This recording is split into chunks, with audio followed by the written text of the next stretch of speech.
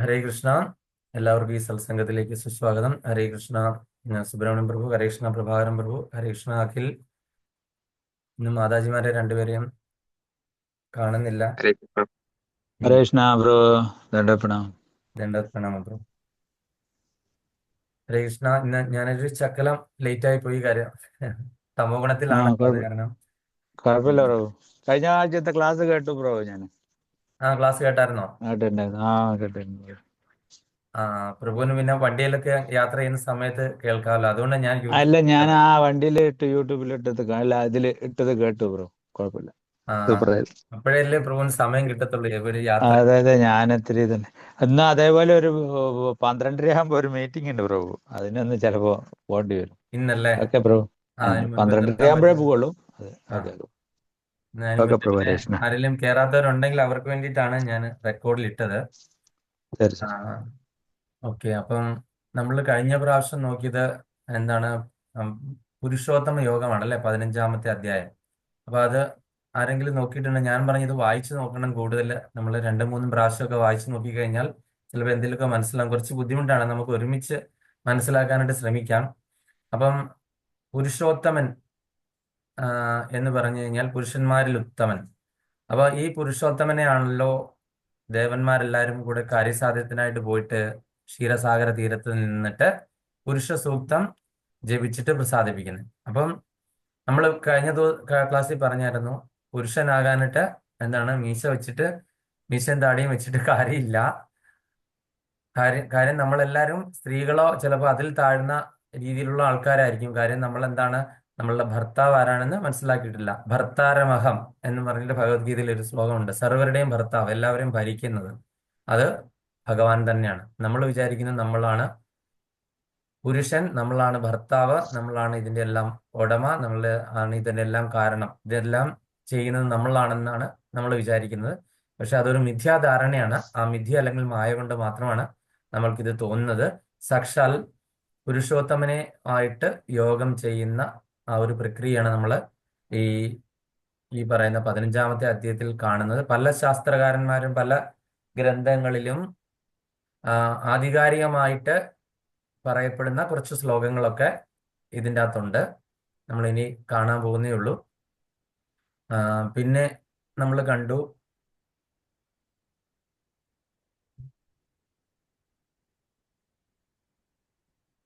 പിന്നെ നമ്മൾ എന്താ പറയുന്നത്, അപ്പൊ ആധികാരികമായിട്ട് പറയാൻ പറ്റുന്ന പല ശ്ലോകങ്ങളും നമ്മൾ ഈ 2-ാമത്തെ അധ്യായത്തിലുണ്ടല്ലോ. ആത്മാവിനെ പറ്റി വേറെ ശാസ്ത്രകാരന്മാരൊന്നും പറയാത്ത സ്ഥിതിക്ക് നമുക്ക് ഭഗവത്ഗീതയിലെ 2-3 ശ്ലോകങ്ങളെ 2-ാമത്തെ വാസാംസി ജീർണാനി എന്നൊക്കെ പറയുന്ന കുറെ ശ്ലോകങ്ങൾ ഉള്ള പോലെ തന്നെ ഇതിൻ്റെ അകത്തും ഉണ്ട് കുറെ ആധികാരികമായിട്ടുള്ള ശ്ലോകങ്ങൾ. അതൊക്കെ നമ്മൾ കാണാൻ പോകുന്നതേ ഉള്ളൂ. പിന്നെ ഈ പുരുഷോത്തമനുമായിട്ട് യോഗം ചെയ്യാനായിട്ട് നമുക്ക് എന്ത് ചെയ്യാൻ പറ്റും, അത് നമ്മളെ മനസ്സിലാക്കുകയാണ് ഈ ആത്മീയ ലോകവും ഭൗതിക ലോകവും തമ്മിലുള്ള വ്യത്യാസം. അപ്പൊ ഞാൻ എന്ത് ചെയ്തു, അപ്പൊ ആ ആത്മീയ ലോകത്തിലെ കാര്യങ്ങളെ പറ്റി പറയാൻ വേണ്ടിയിട്ട് നമ്മള് ബ്രഹ്മസംഹിതയിലെ ഒരു ലാസ്റ്റ് ബ്രഹ്മദേവൻ ഈ ആത്മീയ ലോകമാകുന്ന ഗോലോക വൃന്ദാവനം കണ്ടിട്ട് അദ്ദേഹം പറയുന്ന ആ ഒരു ശ്ലോകം ഞാൻ വായിച്ചിരുന്നു. സുബ്രഹ്മണ്യ പ്രഭു അതൊന്നുകൂടെ വായിച്ചു. അതേതാന്ന്? ശ്രീയാകാന്ത. Okay okay bro. Hare Krishna. ശ്രീയാകാന്ത കാന്ത പരമപുരുഷ കൽപ്പതരവോ ദ്രുമാ ഭൂമി ഭൂമി ചിന്താമണി ചിന്താമണി ഗണമയി ഗണമയീ തോയം അമൃതം സ്വയമമൃതം കഥാഗാനം കഥാഗാനം നാട്യം നാട്യം ഗമനമപി ഗഗനമപി വംശീ വംശീപ്രിയസഖി പ്രിയസഖി ചിദാനന്ദം ജ്യോതി പരമമപി ദദാ സ്വാദ്യമപി ച സ യത്ര ക്ഷീരാബ്ധി സ്രവതി സുരഭി വൃജ സുമഹാൻ നിമിഷാർദ്ധാഖ്യോം വാ വ്രജതി ന ഹി യത്രാപി സമയ ഭജേ ശോധ ദീപം തമഹമിഹ ഗോലോകമിതിയം വിദന്തസ്തേ സന്തക്ഷിതി വിരളചാരാ കതിപയേ ഗോവിന്ദമാദിപുരുഷം ആദിപുരുഷം തമഹം തമഹം ഭജാമി. ഭജാമി. അപ്പം ആദിപുരുഷനായ ഗോവിന്ദ ഗോവിന്ദനെ, ആ ഗോവിന്ദന്റെ ധാമത്തെ പറ്റി ബ്രഹ്മദേവൻ നേരിട്ട് കണ്ടിട്ട് വർണ്ണിക്കുന്ന അതാണ് ബ്രഹ്മസംഹിത. ആ ബ്രഹ്മസംഹിതയില് പറഞ്ഞിരിക്കുകയാണ് അവിടുത്തെ എന്താണ്, നമ്മളുടെ ഇവിടുത്തെ കല്ലുകളൊക്കെ അവിടുത്തെ ഉരക്കല്ലുകളാണ്, അല്ലെങ്കിൽ എന്താണ്, രത്നക്കല്ലുകളാണ്. ആ കല്ലുകളുടെ പേരെന്താണ് പ്രഭു? നീലാഞ്ജന ചിന്ത കല്ലുകളാകാം, നീലാഞ്ജനം. അല്ലെങ്കിൽ എന്താണ് അവിടെ ഒരു പ്രത്യേക കല്ലിന്റെ പേര് പറയുന്നുണ്ട്, ഏതാണ്? ചിന്താമണി അല്ലേ? ചിന്താമണി ചിന്താമണി. സ്റ്റോൺസ് ആണ് അവിടെ. ചിന്താമണി, അവിടുത്തെ വീഥികളും ഇതെല്ലാം നിർമ്മിച്ചിരിക്കുന്നത് ചിന്താമണി സ്റ്റോൺസ് കൊണ്ടാണ്. പിന്നെന്താണ്? വൃക്ഷങ്ങൾ, നമ്മൾ ഇവിടുത്തെ വൃക്ഷങ്ങളൊക്കെ അവിടെ ചെല്ലുമ്പോൾ അത് കൽപ്പവൃക്ഷമായി മാറുന്നു. പിന്നെ അവിടെ സൂര്യനില്ല, സൂര്യന് പകരം പ്രകാശം എന്താണ്? ഭഗവാന്റെ ചുറ്റുമുള്ള ആ ഒരു ജ്യോതിയാണ് അവിടുത്തെ പ്രകാശം. സൂര്യനോ ചന്ദ്രനോ നക്ഷത്രങ്ങളോ ആ ലോകത്തിലില്ല. എല്ലാ ലോകങ്ങൾക്കും ഉപരിയാണിത്. പിന്നെ അടുത്ത എന്താണ് ഒരു കാര്യം മനസ്സിലാക്കാൻ പറ്റുന്നത്? അവിടുത്തെ വൃക്ഷങ്ങൾ കൽപ്പവൃക്ഷങ്ങളാണെന്ന് നമ്മൾ പറഞ്ഞു കഴിഞ്ഞു. എന്ത് ചോദിച്ചു കഴിഞ്ഞാലും കിട്ടുന്നത്. ഈ രത്നങ്ങളോടും എന്ത് ചോദിച്ചു കഴിഞ്ഞാൽ കിട്ടുന്ന കാര്യങ്ങളാണ്. പിന്നെ അടുത്ത് എന്താണ്? അവിടുത്തെ പശുക്കളൊക്കെ കാമധേനുക്കളാണ്, സുരഭി പശുക്കളാണ്. പിന്നെ അവിടുത്തെ ആറും നദിയും പുഴയും കടലും ഒക്കെ എന്താണ്? അവിടെ നിന്നാണല്ലോ ക്ഷീരസാഗരത്തിന്റെ ഉദ്ഭവം അല്ലേ? അതെന്താണ്? പാലാഴിയാണ് അല്ലേ? പാലാണ്. പിന്നെ സുരഭി പശുക്കൾ സദാ ഭഗവാന് ഗോവിന്ദാഭിഷേകം നടത്തിക്കൊണ്ടിരിക്കുകയാണ് അല്ലേ? പിന്നെ അവിടുത്തെ ഫലങ്ങളൊക്കെ തന്നെ അമൃതങ്ങളാണ്. അപ്പൊ നമ്മൾ ഇവിടുത്തെ കാമം എന്ന് പറഞ്ഞു കഴിഞ്ഞാൽ അവിടെ അത് ചെല്ലുമ്പോൾ പ്രേമമാകുന്നു. അതായത് നമുക്കറിയാം ആത്മീയ ലോകത്തിന് നേരെ ഓപ്പോസിറ്റ് ഉള്ള പ്രതിഫലനമാണ് ഭൗതിക ലോകത്ത്. ഇവിടെ ഈ കാമക്രോധ ലോഭമോഹ എന്നൊക്കെ പറഞ്ഞ കുറെ വികാരങ്ങൾ ഈ ഭൗതിക ലോകത്തുള്ളപ്പോൾ ആത്മീയ ലോകത്ത് അതെല്ലാം ഭഗവാനോടുള്ള പ്രേമമായി മാറുന്നു. അപ്പൊ അങ്ങനെ ആത്മീയ ലോകത്തിന് ഒരു നിഴലാണ്. അതായത് നമ്മൾ എന്ത് ഉപമിച്ചു? ഒരു ജലാശയത്തിന്റെ അടുക്ക് വന്ന് നമ്മൾ നോക്കുമ്പോൾ, ജലാശയത്തിലേക്ക് നോക്കുമ്പോൾ എന്താണ്? അത് അഖിലും അവരൊക്കെ സംശയം ചോദിച്ചാണ്, മാതാജിയൊക്കെ ചോദിച്ചു കഴിയുമ്പോൾ, നോക്കി കഴിയുമ്പോൾ എന്താണ്? വൃക്ഷങ്ങളൊക്കെ കീഴായിട്ട് നിൽക്കുന്നത് തോന്നും. ശരിക്കും യഥാർത്ഥത്തിൽ വൃക്ഷങ്ങളൊക്കെ തലകീഴായിട്ടല്ല നിൽക്കുന്നത്. നമ്മൾ ഈ ജലാശയത്തിൽ നിന്ന് കണ്ണെടുത്ത് മേളിലോട്ട് നോക്കുമ്പോൾ നമുക്ക് യാഥാർത്ഥ്യം മനസ്സിലാകും എന്ന് പറഞ്ഞ പോലെയാണ്. നമ്മൾ ഇതെല്ലാം തലകീഴായിട്ടുള്ള ഒരു അവസ്ഥയാണ്. ഇവിടെ മുഴുവനും മായയാണ്. അപ്പൊ ഈ മായയിൽ നിന്ന് പിൻവലിച്ചു കഴിഞ്ഞാൽ യഥാർത്ഥത്തിൽ ഈ വൃക്ഷങ്ങൾ നേരെയാണെന്ന് മനസ്സിലാവും. അല്ലെങ്കിൽ ഭഗവാൻ ഉണ്ട്, അല്ലെങ്കിൽ ഭഗവാന്റെ ഒരു ധാമം ഉണ്ടെന്നുള്ള കാര്യം നമ്മൾ മനസ്സിലാക്കണം. നമ്മൾ ഈ മായയിൽ നിന്ന് മുക്തനാകണം. അതിന് ഒരുപാട് വഴികളുണ്ട്. അതൊക്കെയാണ് നമ്മൾ ചെയ്തുകൊണ്ടിരിക്കുന്ന ജപം. അങ്ങനെ കുറേ കാര്യങ്ങളുണ്ട്. അത് ഈ മായയിൽ നിന്ന് നമ്മളെ വിമുക്തരാക്കാൻ വേണ്ടി. അപ്പൊ നമ്മൾ ഒന്നാമത്തെ ശ്ലോകത്തിൽ പഠിച്ചത് ഈ പറയുന്ന വൃക്ഷത്തെ പറ്റിയാണ്. ആ വൃക്ഷം എന്താണ്? തലകീഴായിട്ട് കിടക്കുന്നു. ബ്രഹ്മലോകം മുതൽ താഴേക്ക് അനേകം ശാഖകളുള്ള ഒരു വൃക്ഷമാണ് കണ്ടത്. ഈ വൃക്ഷത്തിന്റെ വേരുകൾ ബ്രഹ്മലോകത്തിൽ നിന്നും അതിന്റെ തായ്വേരുകൾ പിന്നെ അതിന്റെ ഉപരിലോകങ്ങളിലേക്കും ബ്രഹ്മലോകത്തിന് മേലുള്ള ലോകങ്ങളിൽ നിന്നുമാണ് വരുന്നത്. കാര്യം അവിടെ നിന്നാണ് അതിന്റെ എന്താണ് ആ ഒരു സത്ത്, അല്ലെങ്കിൽ ആ ഒരു ജലാംശം, അല്ലെങ്കിൽ ഒരു ബീജം അവിടെ നിന്നാണ് കിട്ടുന്നത് അല്ലെ? ഭൗതിക ലോകത്തിൽ വേറെ ഒരിടത്തു നിന്നും പോഷണം കിട്ടത്തില്ല. അപ്പൊ ഇതിന്റെ പോഷണം ഉപരിലോകത്തിൽ നിന്ന് തന്നെ കിട്ടുന്നത്. അങ്ങനെ അതിന്റെ ഇലകളൊക്കെ തന്നെ വേദങ്ങളായിട്ട് ഉപമിച്ചിരിക്കുന്നു. പിന്നെ അതിന്റെ ശാഖകൾ ഇതിനെ പറ്റിയൊക്കെ ആ ഒരു ശ്ലോകങ്ങളിൽ പറഞ്ഞു. ഈ വൃക്ഷത്തിന്റെ ആ രണ്ട് വിവർത്തനം ഒന്ന് വായിച്ച ആ രണ്ട് ശ്ലോകത്തിന്റെ ഒന്നും രണ്ടും. ഒന്നാമത്തെ സുബ്രഹ്മണ്യം പ്രഭു വായിച്ചു, രണ്ടാമത്തെ അഖിലൻ. രേഷ്ണ ഒന്നാമത്തെ ശ്ലോകത്തിന്റെ വാക്യപ്പെട്ടു.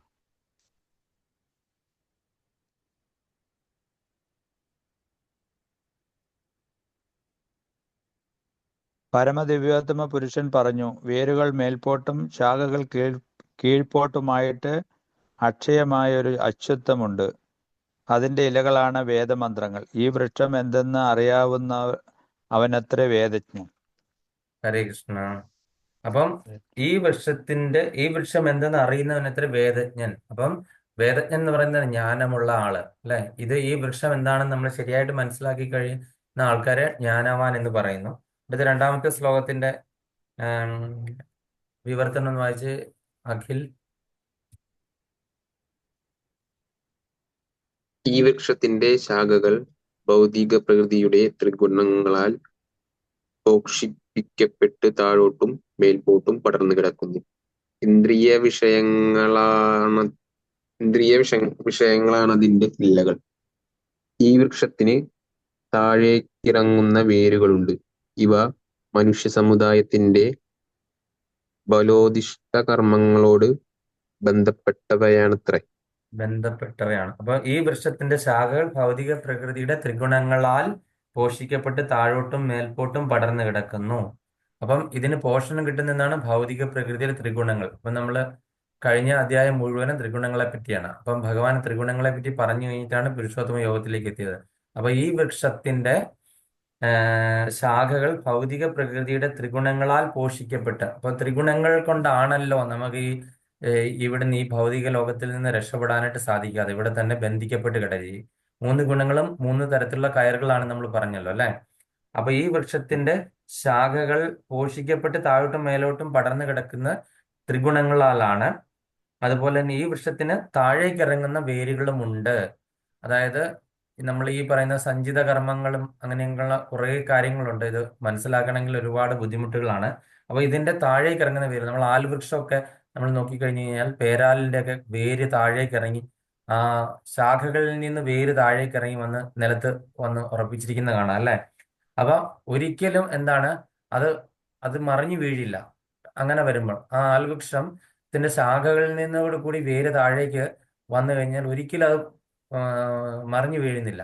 ഇതേപോലെ വേരുകളായിട്ട് ഈ ത്രിഗുണങ്ങൾ കൊണ്ടും അതുപോലെ തന്നെ ഇന്ദ്രിയ വിഷയങ്ങൾ. അപ്പൊ ഇന്ദ്രിയ വിഷയങ്ങളിൽ നിന്ന് നമുക്കൊരു മോചനം ഇല്ല. അത് വേര് പോലെ ഉറച്ചിരിക്കണം. ആ ആൽമരത്തിന്റെ ഒക്കെ വലിയ പേരാലിന്റെ ഒക്കെ ആ, ചോട്ടിൽ നമുക്ക് പോയി കഴിഞ്ഞാൽ കാണാം ആ വേര് പറിച്ചിളക്കാനോ ഒന്നും നമുക്ക് സാധ്യമല്ല. അത്രയ്ക്ക് അത് ആണ്ടിരിക്കുക എന്ന് പറഞ്ഞ പോലെ ഇന്ദ്രിയ വിഷയങ്ങൾ നമ്മളിൽ നിത്യേന ഉണ്ടാകുന്ന നമുക്കുള്ള ഇന്ദ്രിയ വിഷയങ്ങൾ, ഈ ഇന്ദ്രിയ വിഷയങ്ങളാണ് നമ്മളെ എന്താണ് ഇവിടെ നിന്ന് വിട്ടു പോകാനായിട്ട് നമ്മളെ വിസമ്മതിക്കുന്നത്. അപ്പൊ ഈ ഒരു ആൽവൃക്ഷത്തെ മറിക്കാനായിട്ട് ആ, വളരെ നന്നേ കഷ്ടപ്പെടും അല്ലെ മറിച്ചിടണമെങ്കിൽ. കാര്യം എന്താണ്, അതിന്റെ തായ്വേര് കൂടാതെ അതിന് ചുറ്റുകൂടിയിട്ട് ശാഖകളിൽ നിന്നും വേര് ഇങ്ങനെ ഇന്ദ്രിയ വിഷയങ്ങളാകുന്ന വേരുകൾ ഇങ്ങനെ പിടിച്ചു മുറുക്കിയിരിക്കുകയാണ്. അതുകൊണ്ട് നമുക്ക് ഈ മിഥ്യയിൽ നിന്ന് അല്ലെങ്കിൽ ഈ മായയിൽ നിന്ന് അല്ലെങ്കിൽ ഈ ത്രിഗുണങ്ങളിൽ നിന്ന് അല്ലെങ്കിൽ ഈ ഇന്ദ്രിയ വിഷയങ്ങളിൽ നിന്ന്, ഇന്ദ്രിയ വിഷയങ്ങൾ എന്താണ്, നമുക്ക് എന്തൊക്കെയാണ് ഇന്ദ്രിയ വിഷയങ്ങൾ? നല്ല നല്ല സാധനങ്ങൾ കാണാനും ഒക്കെയുള്ള ആഗ്രഹം. നല്ല നല്ല സാധനങ്ങൾ എന്ന് പറഞ്ഞു കഴിഞ്ഞാൽ എന്താണ്, വളരെ തമോ ഗുണപരമായിട്ടുള്ള കാര്യങ്ങൾ, അതുപോലെ തന്നെ അനാവശ്യമായിട്ടുള്ള കാര്യങ്ങൾ കേൾക്കാനും, നമുക്ക് ഭഗവാനെ പറ്റി കേൾക്കാനോ ഭഗവാന്റെ അർച്ചവിഗ്രഹം കാണാനോ അല്ലെങ്കിൽ ഭഗവാന്റെ ധാമുകളിലൊക്കെ പോകാനോ ഒന്നും നമുക്ക് തോന്നത്തില്ല. നമ്മൾ ഈ അനാവശ്യമായിട്ടുള്ള കാര്യങ്ങളിലാണ് നമുക്ക് കൂടുതൽ ആസക്തി. അങ്ങനെ ഇന്ദ്രിയ വിഷയങ്ങൾ, അനാവശ്യമായ സാധനങ്ങൾ വലിച്ച് കയറ്റുക, വയറ് നിറയ്ക്കുക.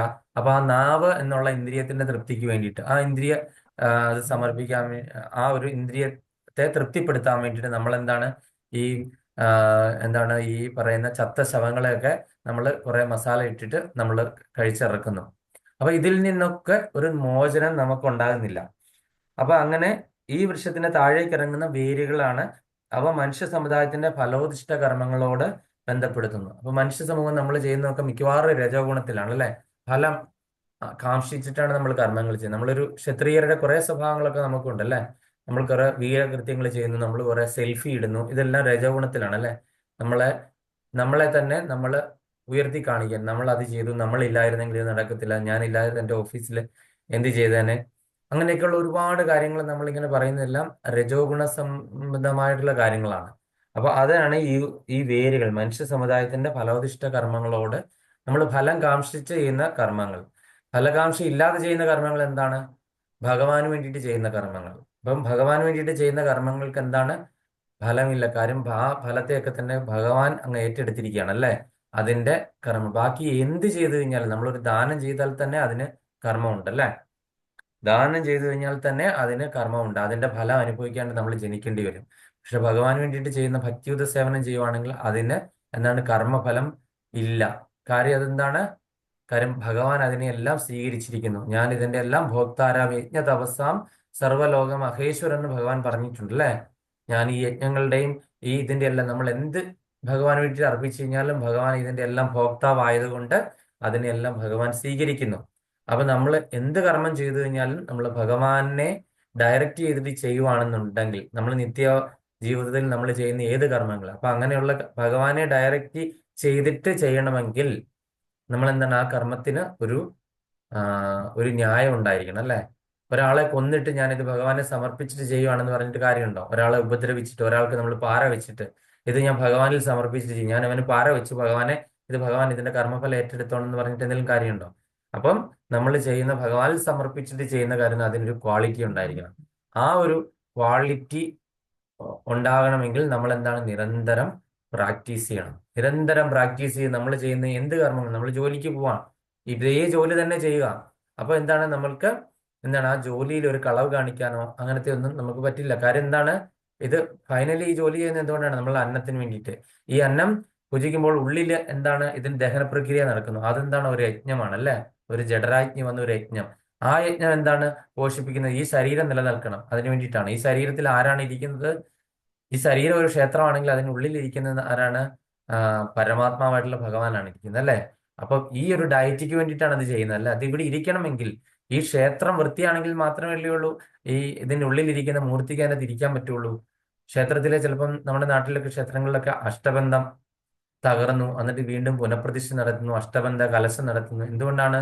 അത് ഇരിക്കാൻ പറ്റാത്തൊരു സാഹചര്യം വരും ആ മൂർത്തിക്ക്, അല്ലേ? അപ്പോഴാണ് അഷ്ടബന്ധമൊക്കെ ഇട്ടിട്ട് കാര്യം ഈ ഒരുപാട് അഭിഷേകമൊക്കെ ചെയ്ത് കഴിയുമ്പോൾ ഈ എണ്ണയും ചെള്ളി അതൊക്കെ ഇറങ്ങി അവിടെ പുഴുക്കളും ഒക്കെ ആയി കഴിയുമ്പോൾ എന്താണ് ഈ മൂർത്തിയുടെ ചൈതന്യം ക്ഷയിക്കുമ്പോൾ നമ്മൾ ദേവപ്രശ്നം അഷ്ടമംഗല ദേവപ്രശ്നം നടത്തുന്ന സമയത്ത് നമുക്ക് അതിൽ തെളിഞ്ഞു വരുന്നു മൂർത്തിക്ക് അതിർത്തിയാണ്, മൂർത്തിയുടെ ശക്തി ക്ഷയിച്ചിരിക്കുന്നു. കാര്യം എന്താണ്? അഷ്ടബന്ധം ഇളകിയിരിക്കുന്നു, അതിനകത്ത് പുഴുക്കളും പ്രാണികളും ഒക്കെ അതിന്റെ ഉള്ളിൽ വസിക്കുന്നു. അപ്പൊ എന്നൊക്കെ പറഞ്ഞ് ഇത് പ്രശ്നത്തിൽ തെളിയുമ്പോൾ എന്താണ് പുനഃപ്രതിഷ്ഠ നടത്തുന്നത് എന്ന് പറഞ്ഞ പോലെ നമ്മുടെ ഉള്ളിൽ പരമാത്മാവായിട്ടുള്ള ഭഗവാന് ഇരിക്കണമെങ്കിലും അതിന് അദ്ദേഹത്തിന്റെ നേരായിട്ടുള്ള ആ ഒരു പ്രവർത്തികളൊക്കെ ചെയ്യണമെങ്കിൽ അദ്ദേഹത്തിന്റെ ആ ഒരു ബ്ലെസ്സിങ്സ് അല്ലെങ്കിൽ ഒരു പ്ലീസിങ്സ് കിട്ടണമെങ്കിൽ എന്താണ് നമ്മൾ അതിനെ വേണ്ട രീതിയിൽ ഈ ശരീരത്തെ പരിപോഷിപ്പിക്കണം. ശരീരത്തെ പരിപോഷിപ്പിക്കണം എന്ത് ചെയ്യണം? നമ്മൾ ഈ പറഞ്ഞ പോലെ നിയമങ്ങൾ പാലിക്കണം. അതുപോലെ എന്താണ് ഭക്തിയുത സേവനം ചെയ്യണം. ഈ ഭക്തിയുത സേവനം ചെയ്യാൻ നിരന്തരം പ്രാക്ടീസ്, ഇത് മാത്രമേ ഉള്ളൂ അതിനൊരു മാർഗം. ഇനി അടുത്ത ശ്ലോകത്തിലേക്ക് പോകാം.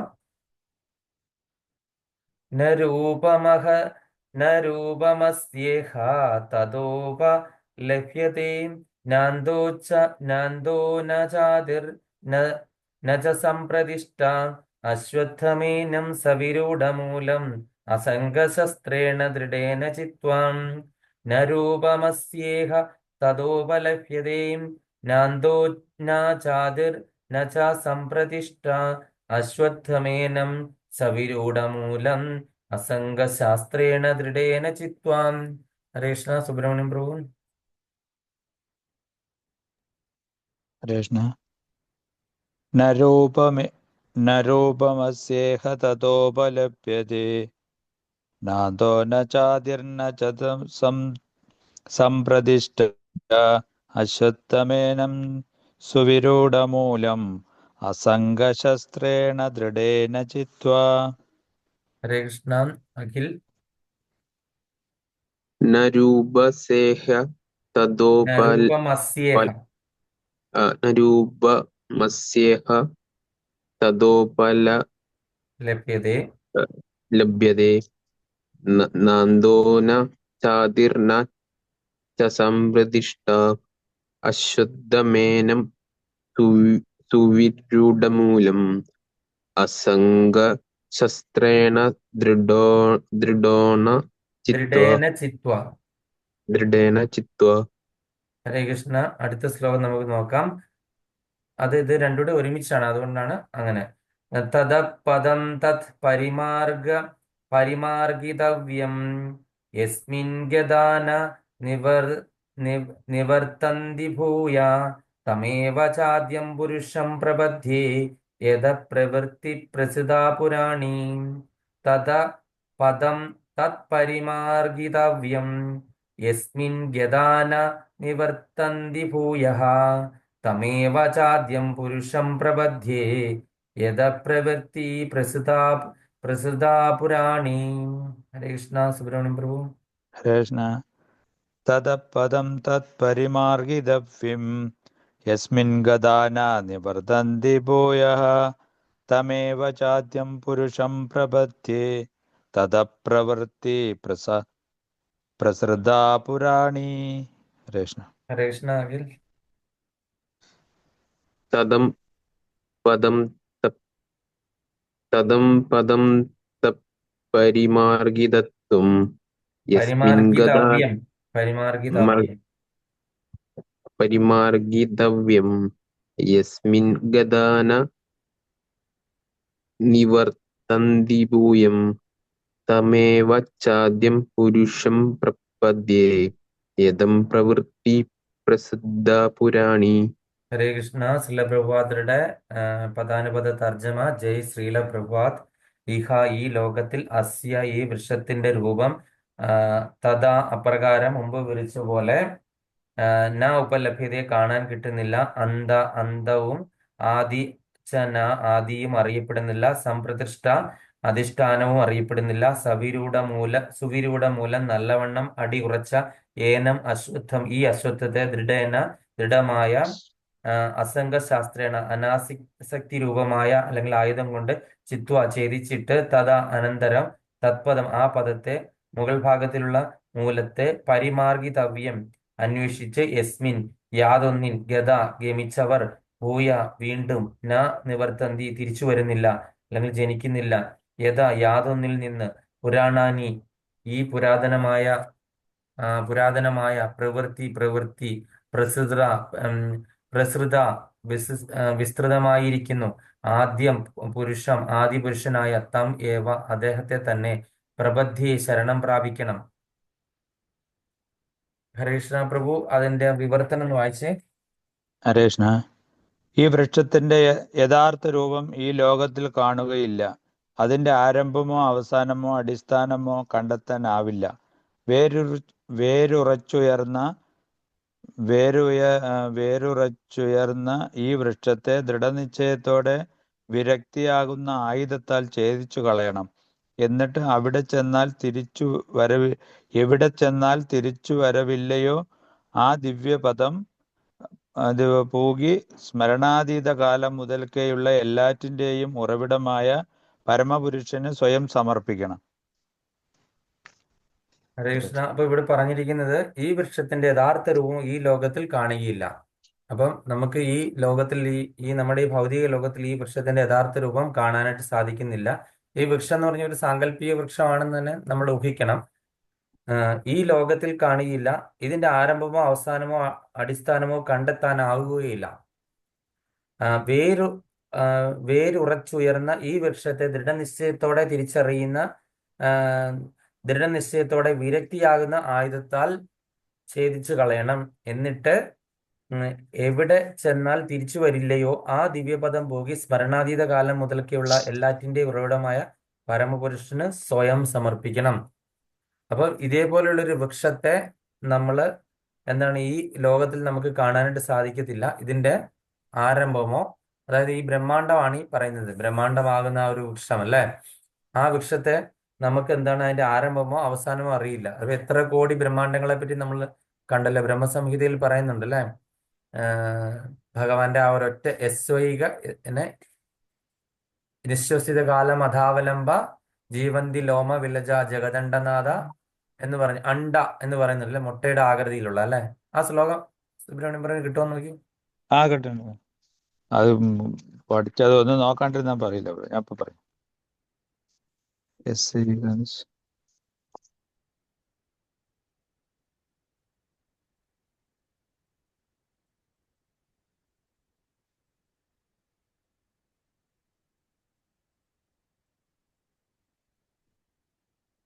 യസ്യ പ്രഭാ പ്രഭവതോ ജഗദണ്ഡകോടി, അതല്ലേ പ്രഭു? അല്ലല്ല. യസ്യൈക നിശ്വസിത കാലമതാവലംബ്യ ജീവന്തി ലോമ വിലജ ജഗദണ്ഡനാഥ വിഷ്ണോർ മഹാൻസ ഇഹയസ്യ കലാവിശേഷോ ഗോവിന്ദമാദിപുരുഷം തമഹം ഭജാമി. ഇത് ഏത് വിഷ്ണുവിനെ പറ്റിയാണ് ഈ പറയുന്നത്? വിഷ്ണു കാരണോദശകായി വിഷ്ണു, കാരണസമുദ്രത്തിൽ ശയിക്കുന്ന വിഷ്ണു. നമ്മൾ കഴിഞ്ഞ ദിവസം പുരുഷാവതാരങ്ങളിൽ പറഞ്ഞ ആദ്യത്തെ പുരുഷനാണ് കാരണോദശകായി വിഷ്ണു. 3 പുരുഷാവതാരങ്ങളാണ്: കാരണോദശകായി വിഷ്ണു, ഗർഭോദശകായി വിഷ്ണു, ക്ഷീരോദശകായി വിഷ്ണു. അപ്പൊ ഈ കാരണോദശകായി വിഷ്ണുവിന്റെ ശരീരത്തിൽ നിന്ന് ഒരൊറ്റ ശ്വാസത്തിൽ കോടിക്കണക്കിന് ബ്രഹ്മാണ്ടങ്ങളാണ് ഉണ്ടാകുന്നത്. എത്ര ബ്രഹ്മാണ്ടങ്ങൾ ഉണ്ടെന്ന് അറിയില്ല. അപ്പം ഇതിന്റെ ആരംഭമോ അവസാനമോ ഒന്നും അറിയില്ല ആർക്കും തന്നെ അല്ലെ. ഭഗവാന്റെ ഒരൊറ്റ ശ്വാസം അങ്ങ് പുറത്തേക്ക് വിടുമ്പോൾ അദ്ദേഹത്തിന്റെ രോമകൂപങ്ങളിൽ നിന്ന് അനന്തകോടി ബ്രഹ്മാണ്ടങ്ങള് ഉദ്ഭവിക്കുന്നു. ഈ ഓരോ ബ്രഹ്മാണ്ടങ്ങളിലേക്കും ഗർഭോദശകായ വിഷ്ണു വന്ന് സന്നിവേശിക്കുന്നു. അത് കഴിഞ്ഞിട്ട് ആ ഓരോ ബ്രഹ്മാണ്ടങ്ങളിലുള്ളിൽ തന്നെ 14 ലോകങ്ങളുണ്ട്. ഓരോ ബ്രഹ്മാണ്ടങ്ങളിലും 14 ലോകങ്ങൾ. ഇതിലൊക്കെ തന്നെ ഓരോ ബ്രഹ്മാണ്ടങ്ങളിലും ഈ ബ്രഹ്മദേവൻ ഉണ്ടാവും. ഓരോ ബ്രഹ്മാണ്ടങ്ങളുടെ സ്ഥിതി അവസ്ഥ അനുസരിച്ച് ബ്രഹ്മദേവന്റെ തലയുടെ എണ്ണവും കൂടുതലാണ് അല്ലെ. നമ്മളിപ്പോ താമസിക്കുന്ന ബ്രഹ്മാണ്ടത്തിലുള്ള ബ്രഹ്മാവിന് 4 തലയുള്ള നാൻമുഖനായിട്ടുള്ള ബ്രഹ്മാവാണ് അല്ലെ. പിന്നെ അടുത്തത് ഈ ഓരോ ബ്രഹ്മദേവനും സൃഷ്ടി നടത്തുന്നു. ഈ ഓരോ ബ്രഹ്മാണ്ടങ്ങളിലും എന്താണ് സൃഷ്ടിയുണ്ട്, ജീവജാലങ്ങളുണ്ട്. നമ്മൾ ഈ ഒരു ഭൂമിയിലെ ഒഴിച്ചിട്ട് നമുക്ക് വേറൊന്നും തന്നെ അറിയത്തില്ല, മറ്റ് ബ്രഹ്മാണ്ടങ്ങളിലെ അവസ്ഥയൊന്നും അറിയത്തില്ല. അവിടെ ഇതുപോലെ സത്യയുഗവും കലിയുഗവും ദ്വാപരയുഗവും എല്ലാം മാറി മാറി നടന്നുകൊണ്ടിരിക്കുകയാണ് അല്ലേ. അപ്പം അനന്തകോടി ബ്രഹ്മാണ്ടങ്ങൾ, അവിടെ എല്ലാം അനന്തകോടി വൈകുണ്ഠലോകങ്ങളുണ്ട്. വിഷ്ണു ഗർഭോദശകായി വിഷ്ണു ശയിക്കുന്ന സ്ഥലമായതുകൊണ്ട് അതും വൈകുണ്ഠം എന്ന പേരിൽ അറിയപ്പെടുന്നു. അവിടെയും എന്താണ് ഈ വൈകുണ്ഠമുണ്ട്. അതുപോലെ തന്നെ അവിടെയും എന്താണ് ആം, ഈ പറയുന്ന ദ്വാരപാലകരുണ്ട്. അവിടെയും ഈ പറയുന്ന ഈ ത്രിമൂർത്തികൾ അവതാരങ്ങളും ഇതെല്ലാം നടക്കുന്നുണ്ട്.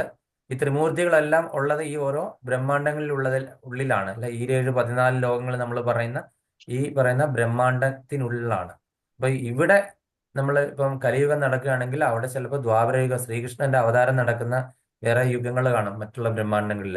നമുക്കൊരു ഈ ഒരു ബ്രഹ്മാണ്ടത്തെ പറ്റി പോലും ഇപ്പോഴാണ് നാസയൊക്കെ സ്റ്റഡി ചെയ്യുന്നത്, ഈ ഭാഗവതത്തിൽ പറഞ്ഞിരിക്കുന്ന കാര്യം. ഇപ്പൊ പല സ്ഥലത്തും അവരെല്ലാം തന്നെ എക്സിബിഷനിലൊക്കെ തന്നെ ഈ ഭാഗവതത്തിൽ പറഞ്ഞിരിക്കുന്ന 14 ബ്രഹ്മാണ്ടങ്ങളെ പറ്റി, പൂർലോകം ഭൂറലോകം എന്ന് പറഞ്ഞ് 7 ഉപരിലോകങ്ങളും താഴോട്ട് പറയുന്ന ജനലോകം തപലോകം, താഴോട്ട് വരുന്നത് അതലം വിതലം സുതലം രസാതലം തലാതലം മഹാതലം പാതാളം എന്ന് പറയുന്ന ഇതിനെപ്പറ്റി ഒക്കെ തന്നെ റെപ്രസെന്റേഷൻസ് പല സയൻസ് എക്സിബിഷനിൽ തന്നെ കാണുന്നുണ്ട്. കാര്യം അതിനെ പറ്റിയൊക്കെയാണ് ഇപ്പൊ അവര് റിസർച്ച് ചെയ്യുന്നത്. കാര്യം അവരുടെ ആ സയൻസിന് ഉള്ള ആ ഒരു പരിമിതികൾക്കൊക്കെ അപ്പുറത്താണ് ഈ ശാസ്ത്രങ്ങളിൽ, നമ്മൾ ശാസ്ത്രങ്ങളിലും പുരാണങ്ങളിലും പറഞ്ഞിരിക്കുന്ന വിവരങ്ങൾ.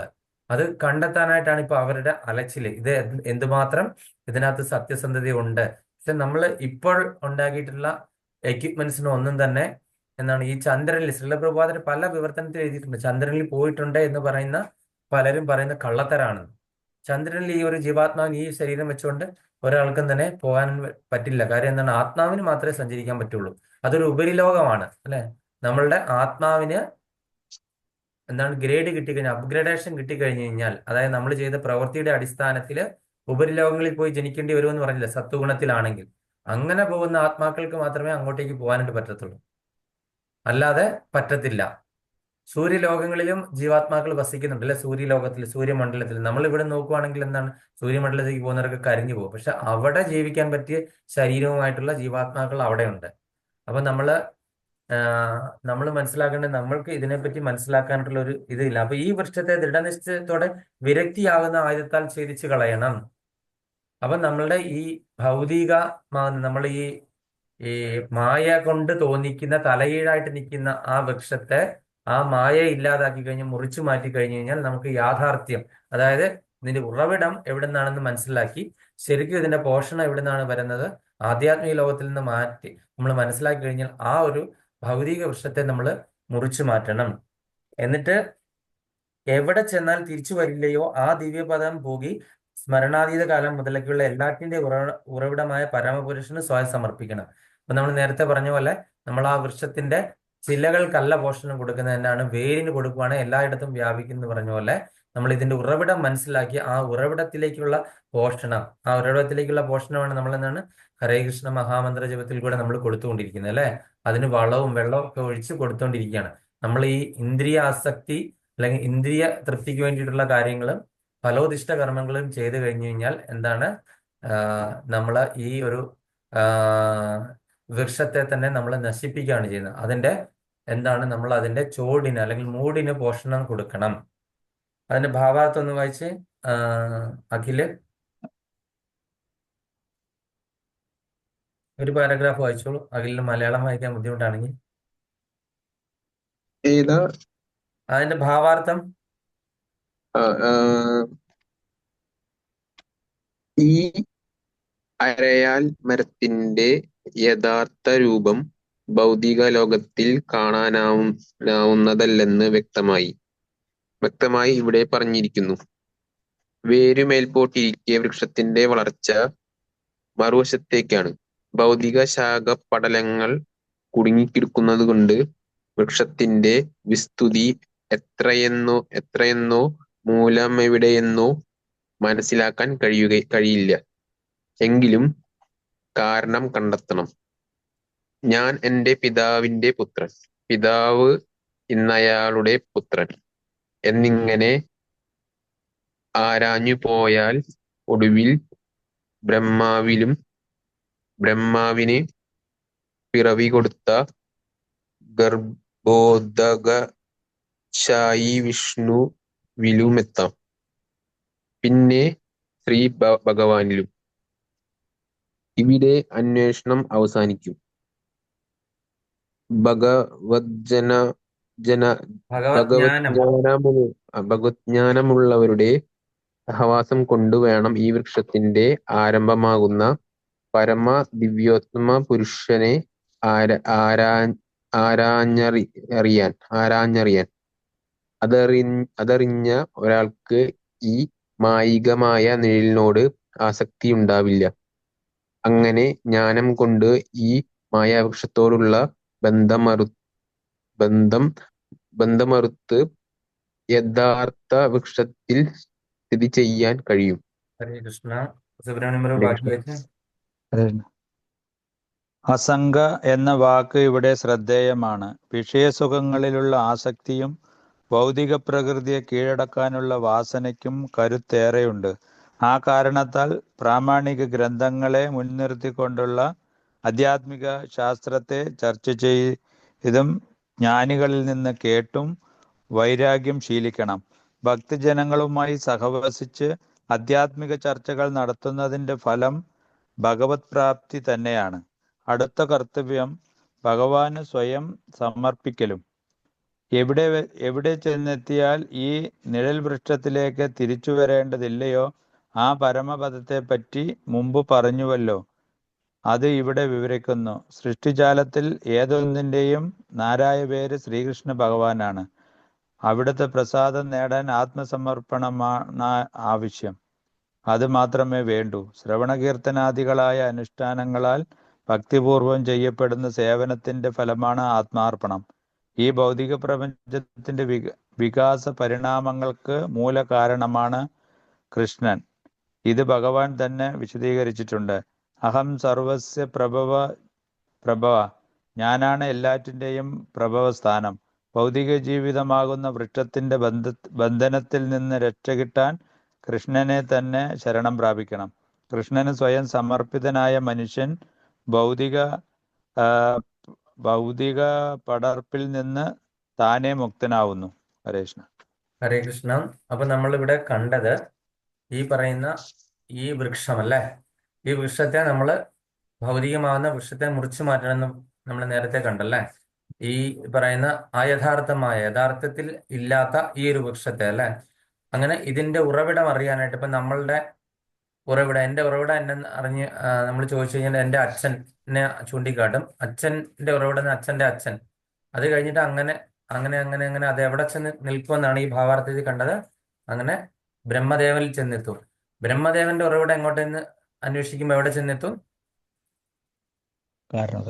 ഗർഭോദശകായ വിഷ്ണു. ഗർഭോദശകായ വിഷ്ണുവിൽ നിന്ന് വീണ്ടും വീണ്ടും മേലിലോട്ട് പോയി കഴിഞ്ഞു കഴിഞ്ഞാൽ എന്താണ്?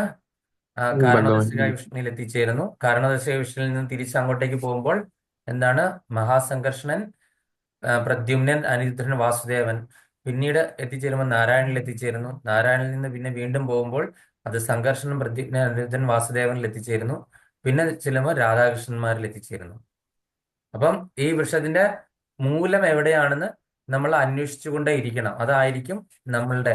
അപ്പൊ നമ്മൾ ഭൗതികമായിട്ട് നമ്മളെ നോക്കുമ്പോൾ നമ്മളെ കാണുന്നുണ്ടല്ലേ, എൻ്റെ ഈ ശരീരമൊക്കെ കാണുന്നുണ്ട്. അപ്പം ഇതിന്റെ സൃഷ്ടി എവിടെ നിന്ന് അന്വേഷിച്ച് നമ്മൾ അങ്ങനെ അന്വേഷണ തുര ഉണ്ടാകണം. ഇതിന്റെ ഉറവിടം എവിടെയാണ്, ആ അന്വേഷണ വാഞ്ച ഉണ്ടാകണം. അതിനു വേണ്ടിയിട്ടാണ് നമ്മൾ എന്താണ് ശാസ്ത്രങ്ങൾ പഠിക്കുന്നത്. അപ്പൊ നമ്മൾ കഴിഞ്ഞ ക്ലാസ്സിൽ പറഞ്ഞായിരിക്കും നമ്മളുടെ പിതാവ് ആരാണെന്ന് ആധികാരികമായിട്ട് നമുക്ക് അറിയണമെങ്കിൽ നമ്മൾ അമ്മയോട് തന്നെ ചോദിക്കണം. അല്ലാതെ പോയി DNA ടെസ്റ്റ് നടത്തുകയല്ല ചെയ്യേണ്ടത് അല്ലേ.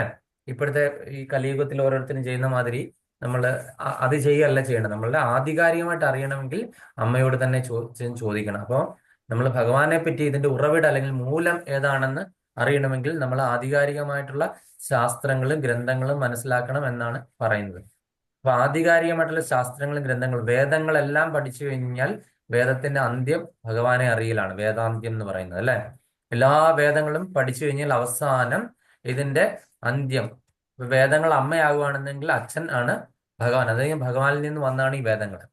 അപ്പം വേദത്തിന്റെ അന്ത്യം ഭഗവാനെ അറിയലാണ് എന്ന് പറഞ്ഞാൽ വേദാന്ത്യം എന്ന് പറഞ്ഞു കഴിഞ്ഞാൽ ഭഗവാനാണ് എന്ന് നമ്മൾ മനസ്സിലാക്കും. നമ്മൾ വേദങ്ങളും ഉപനിഷത്തുക്കളും എല്ലാത്തിന്റെ സംഗ്രഹം ഭഗവാനെ അറിയുക എന്നുള്ളതാണ് അല്ലെ. ആരാണ് ശരിയായിട്ടുള്ള ഭഗവാൻ അല്ലെ? അഹം സർവസ്യ പ്രഭു. നമ്മളിവിടെ കണ്ടു അഹം സർവസ്യ പ്രഭു എന്ന് പറഞ്ഞു കഴിഞ്ഞാൽ ഞാനാണ് എല്ലാത്തിന്റെ ഉത്ഭവസ്ഥാനം എന്ന് ഭഗവാൻ ഭഗവത്ഗീതയിൽ തന്നെ പറയുന്നുണ്ട്.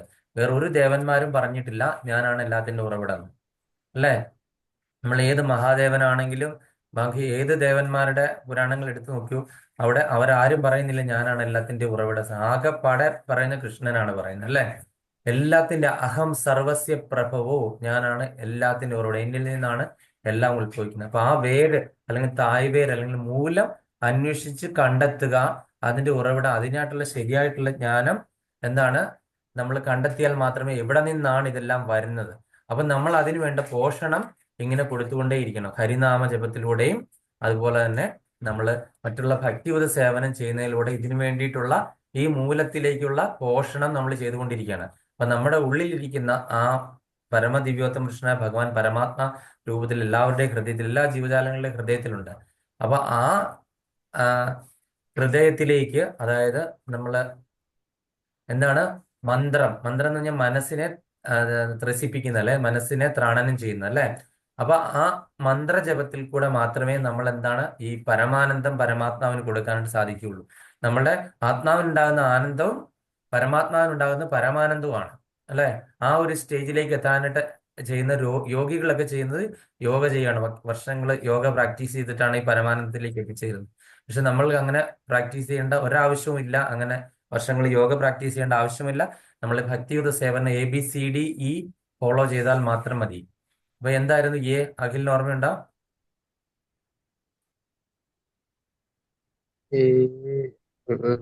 ഒരു മിനിറ്റ് ഞാൻ എഴുതി വെച്ചിട്ടുണ്ട്. A ഫോർ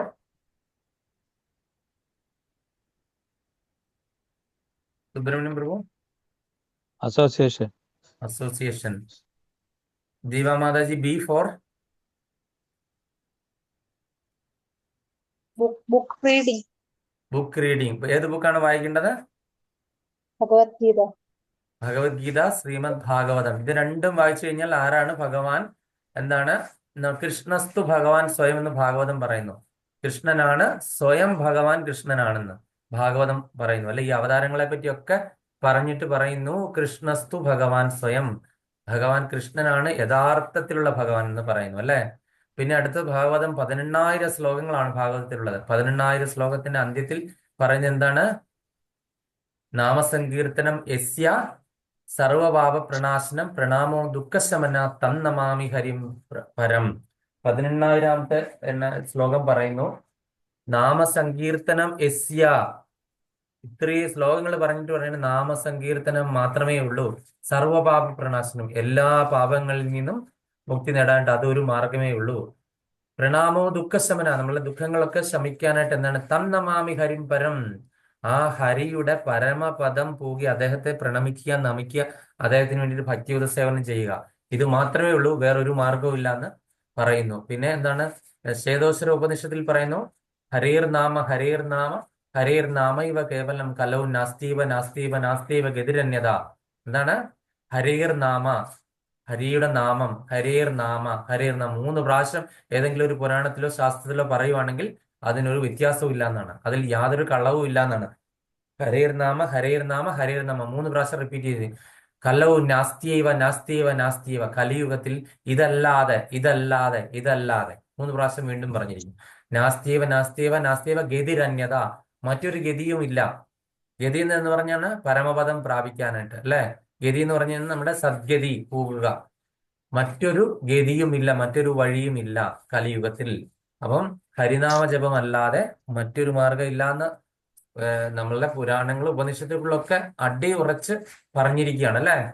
അപ്പൊ അതുകൊണ്ട് നമ്മൾ അത് വിശ്വസിക്കേ മാർഗമുള്ളൂ. നമ്മള് അച്ഛൻ ആരാണെന്ന് അമ്മ പറഞ്ഞു കഴിഞ്ഞാൽ നമ്മൾ പൂർണ്ണമായിട്ട് വിശ്വസിക്കുന്നെന്ന് പറഞ്ഞ പോലെ തന്നെ വേദങ്ങളിലും ഉപനിഷത്തുക്കളിലും ഒക്കെ പറഞ്ഞിരിക്കുന്ന കാര്യങ്ങൾ നമ്മൾ യാതൊരു ചോദ്യവും ചെയ്യാതെ, യാതൊരു എന്താണ് ഡിസ്കഷന്റെ ആവശ്യവും ഇല്ലാതെ തന്നെ നമ്മൾ അതേപടി വിശ്വസിച്ച് നമ്മൾ അതേപടി ഫോളോ ചെയ്യണം.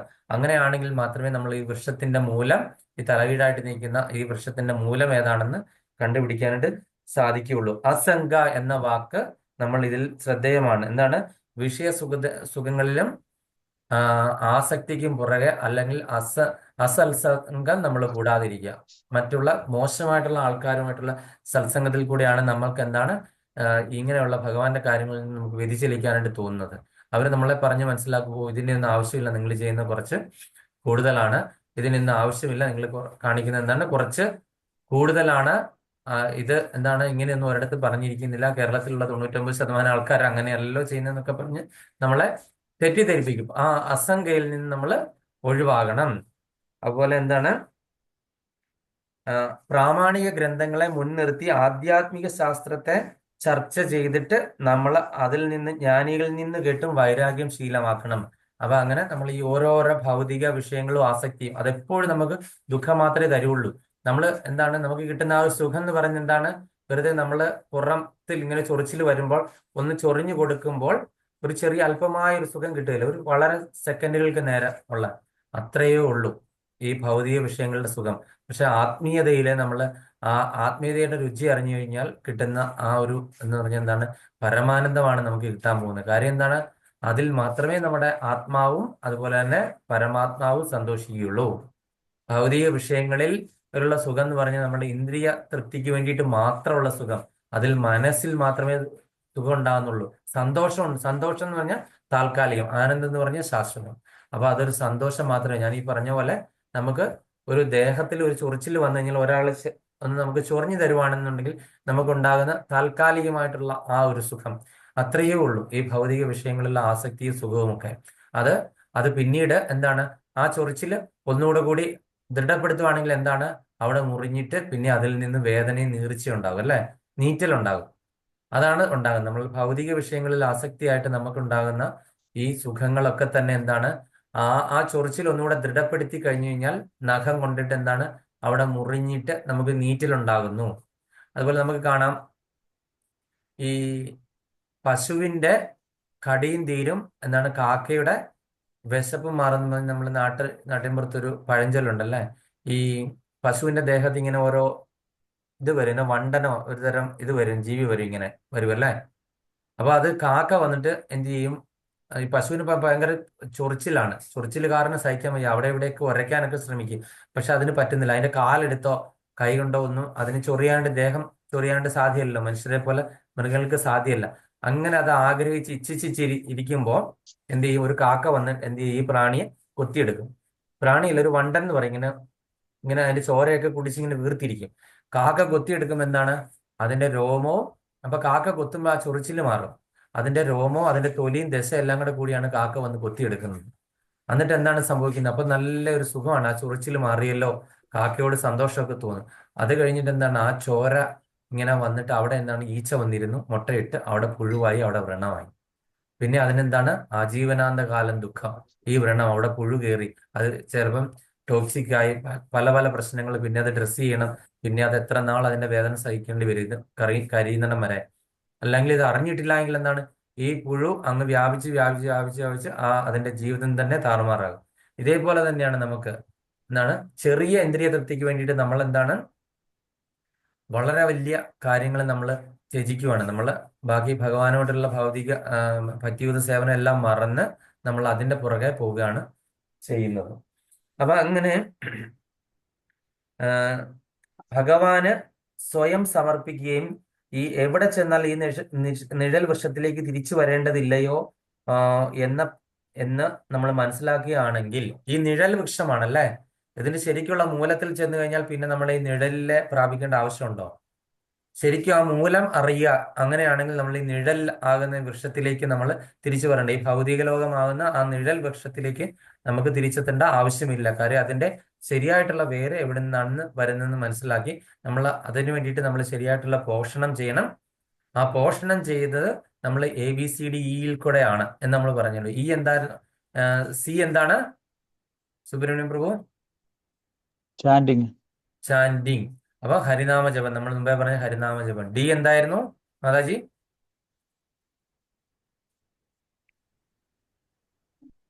ഹരേ കൃഷ്ണ മാതാജി, ഡി എന്താണ്? കേൾക്കുന്നില്ല മാതാജി.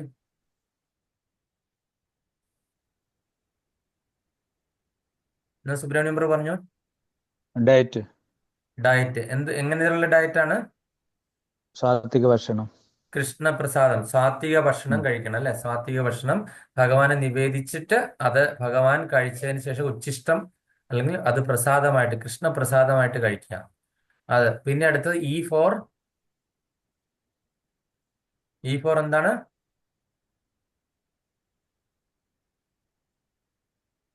എത്തിക്കേറ്റ്സ് വൈഷ്ണവ എത്തിക്കേറ്റ്സ് അല്ലെങ്കിൽ വൈഷ്ണവ സദാചാരം. എന്താണ് വൈഷ്ണവ സദാചാരം? ഒരു വൈഷ്ണവനെ നോക്കുമ്പോൾ തന്നെ അദ്ദേഹത്തെ നമ്മൾ മനസ്സിലാക്കണം. അദ്ദേഹത്തിന്റെ സ്വഭാവമാണ് അദ്ദേഹത്തിന്റെ അലങ്കാരം അല്ലെ? എളിമ, വിനയം, മറ്റുള്ളവരുടെ പെരുമാറ്റം, സ്വഭാവം, ശീലം, ഗുണം. ഒരു വൈഷ്ണവനെ നോക്കുമ്പോൾ അദ്ദേഹത്തെ നമ്മൾ നോക്കിക്കാണുന്നത് എങ്ങനെയാണ്?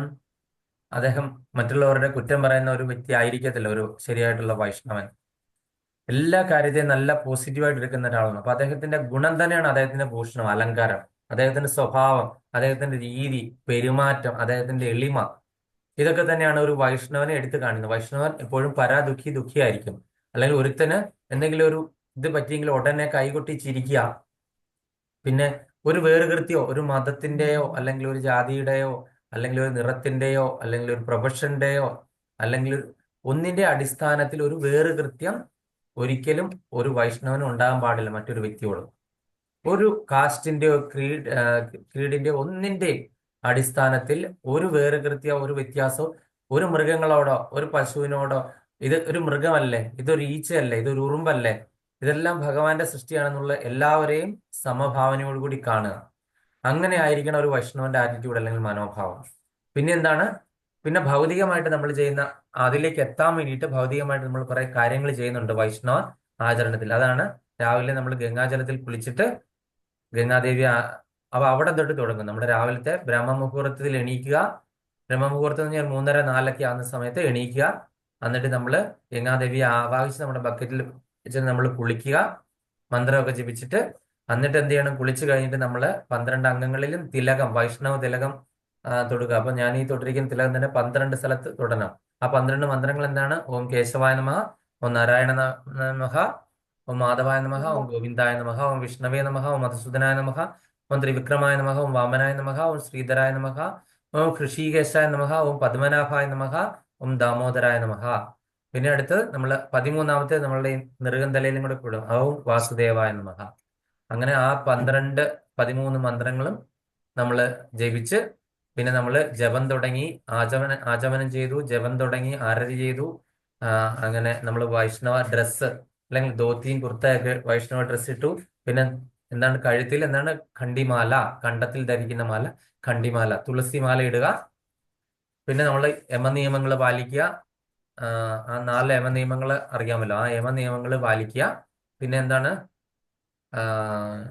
ഇത്രയൊക്കെയാണ് വൈഷ്ണവ ആചരണത്തിൽ വരുന്നത്. ഒരുപാടുണ്ട് വൈഷ്ണവ ആചരണം, വളരെ വലിയ ടോപ്പിക്കാണ്. ഞാൻ ഇത്രയും ഷോർട്ടായിട്ട് പറഞ്ഞതേ ഉള്ളൂ. അപ്പൊ ഈ വൈഷ്ണവ ആചരണത്തിൽ നമുക്ക് ഇപ്പോൾ നമ്മളുടെ സാഹചര്യത്തിൽ ഇതിൽ ഏതൊക്കെ പാലിക്കാൻ പറ്റും?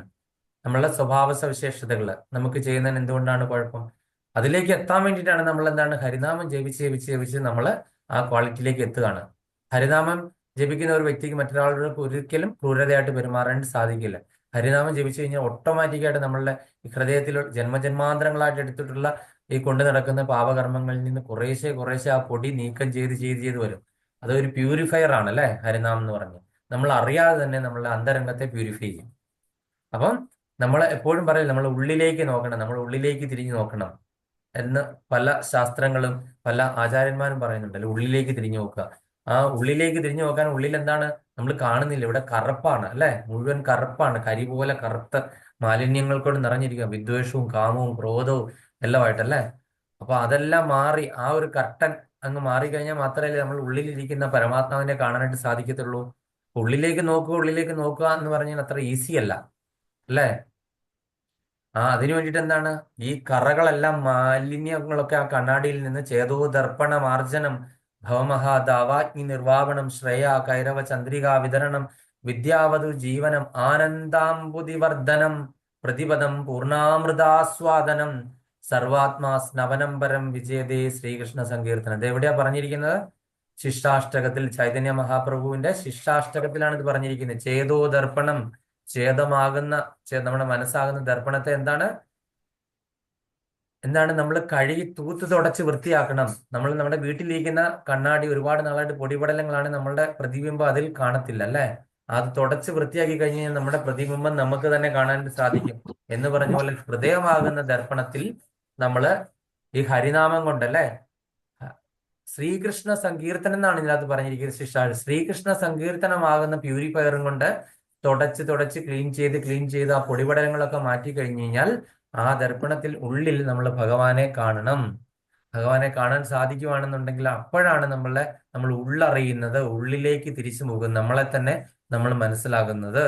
നമ്മളുടെ ഉള്ളിൽ ആത്മാവുണ്ട്, അതുപോലെ തന്നെ പരമാത്മാവ് ഉണ്ട് എന്ന് മനസ്സിലാക്കുന്ന ആ ഒരു അതിലേക്കാണ് നമ്മൾ എത്തിച്ചേരേണ്ടത്. അത് വളരെ വളരെ പതുക്കിയേ എത്തുള്ളൂ. വളരെ ഈസി ആയിട്ട് ഒരു സ്വിച്ച് ഇട്ട പോലെ നടക്കുന്ന കാര്യങ്ങളല്ല അത്.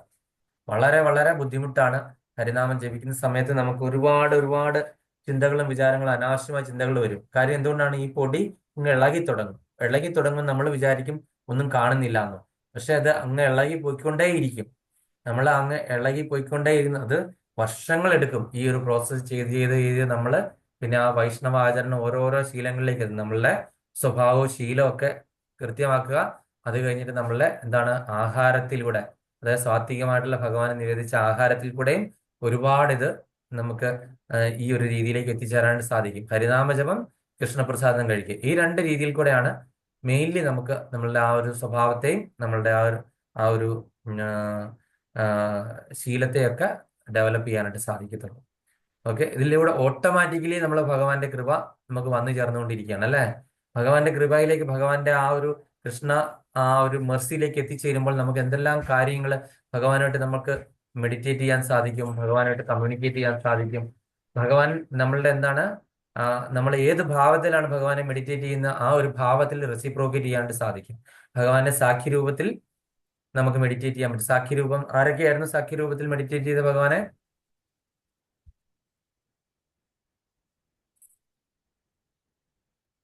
ആരായിരുന്നു?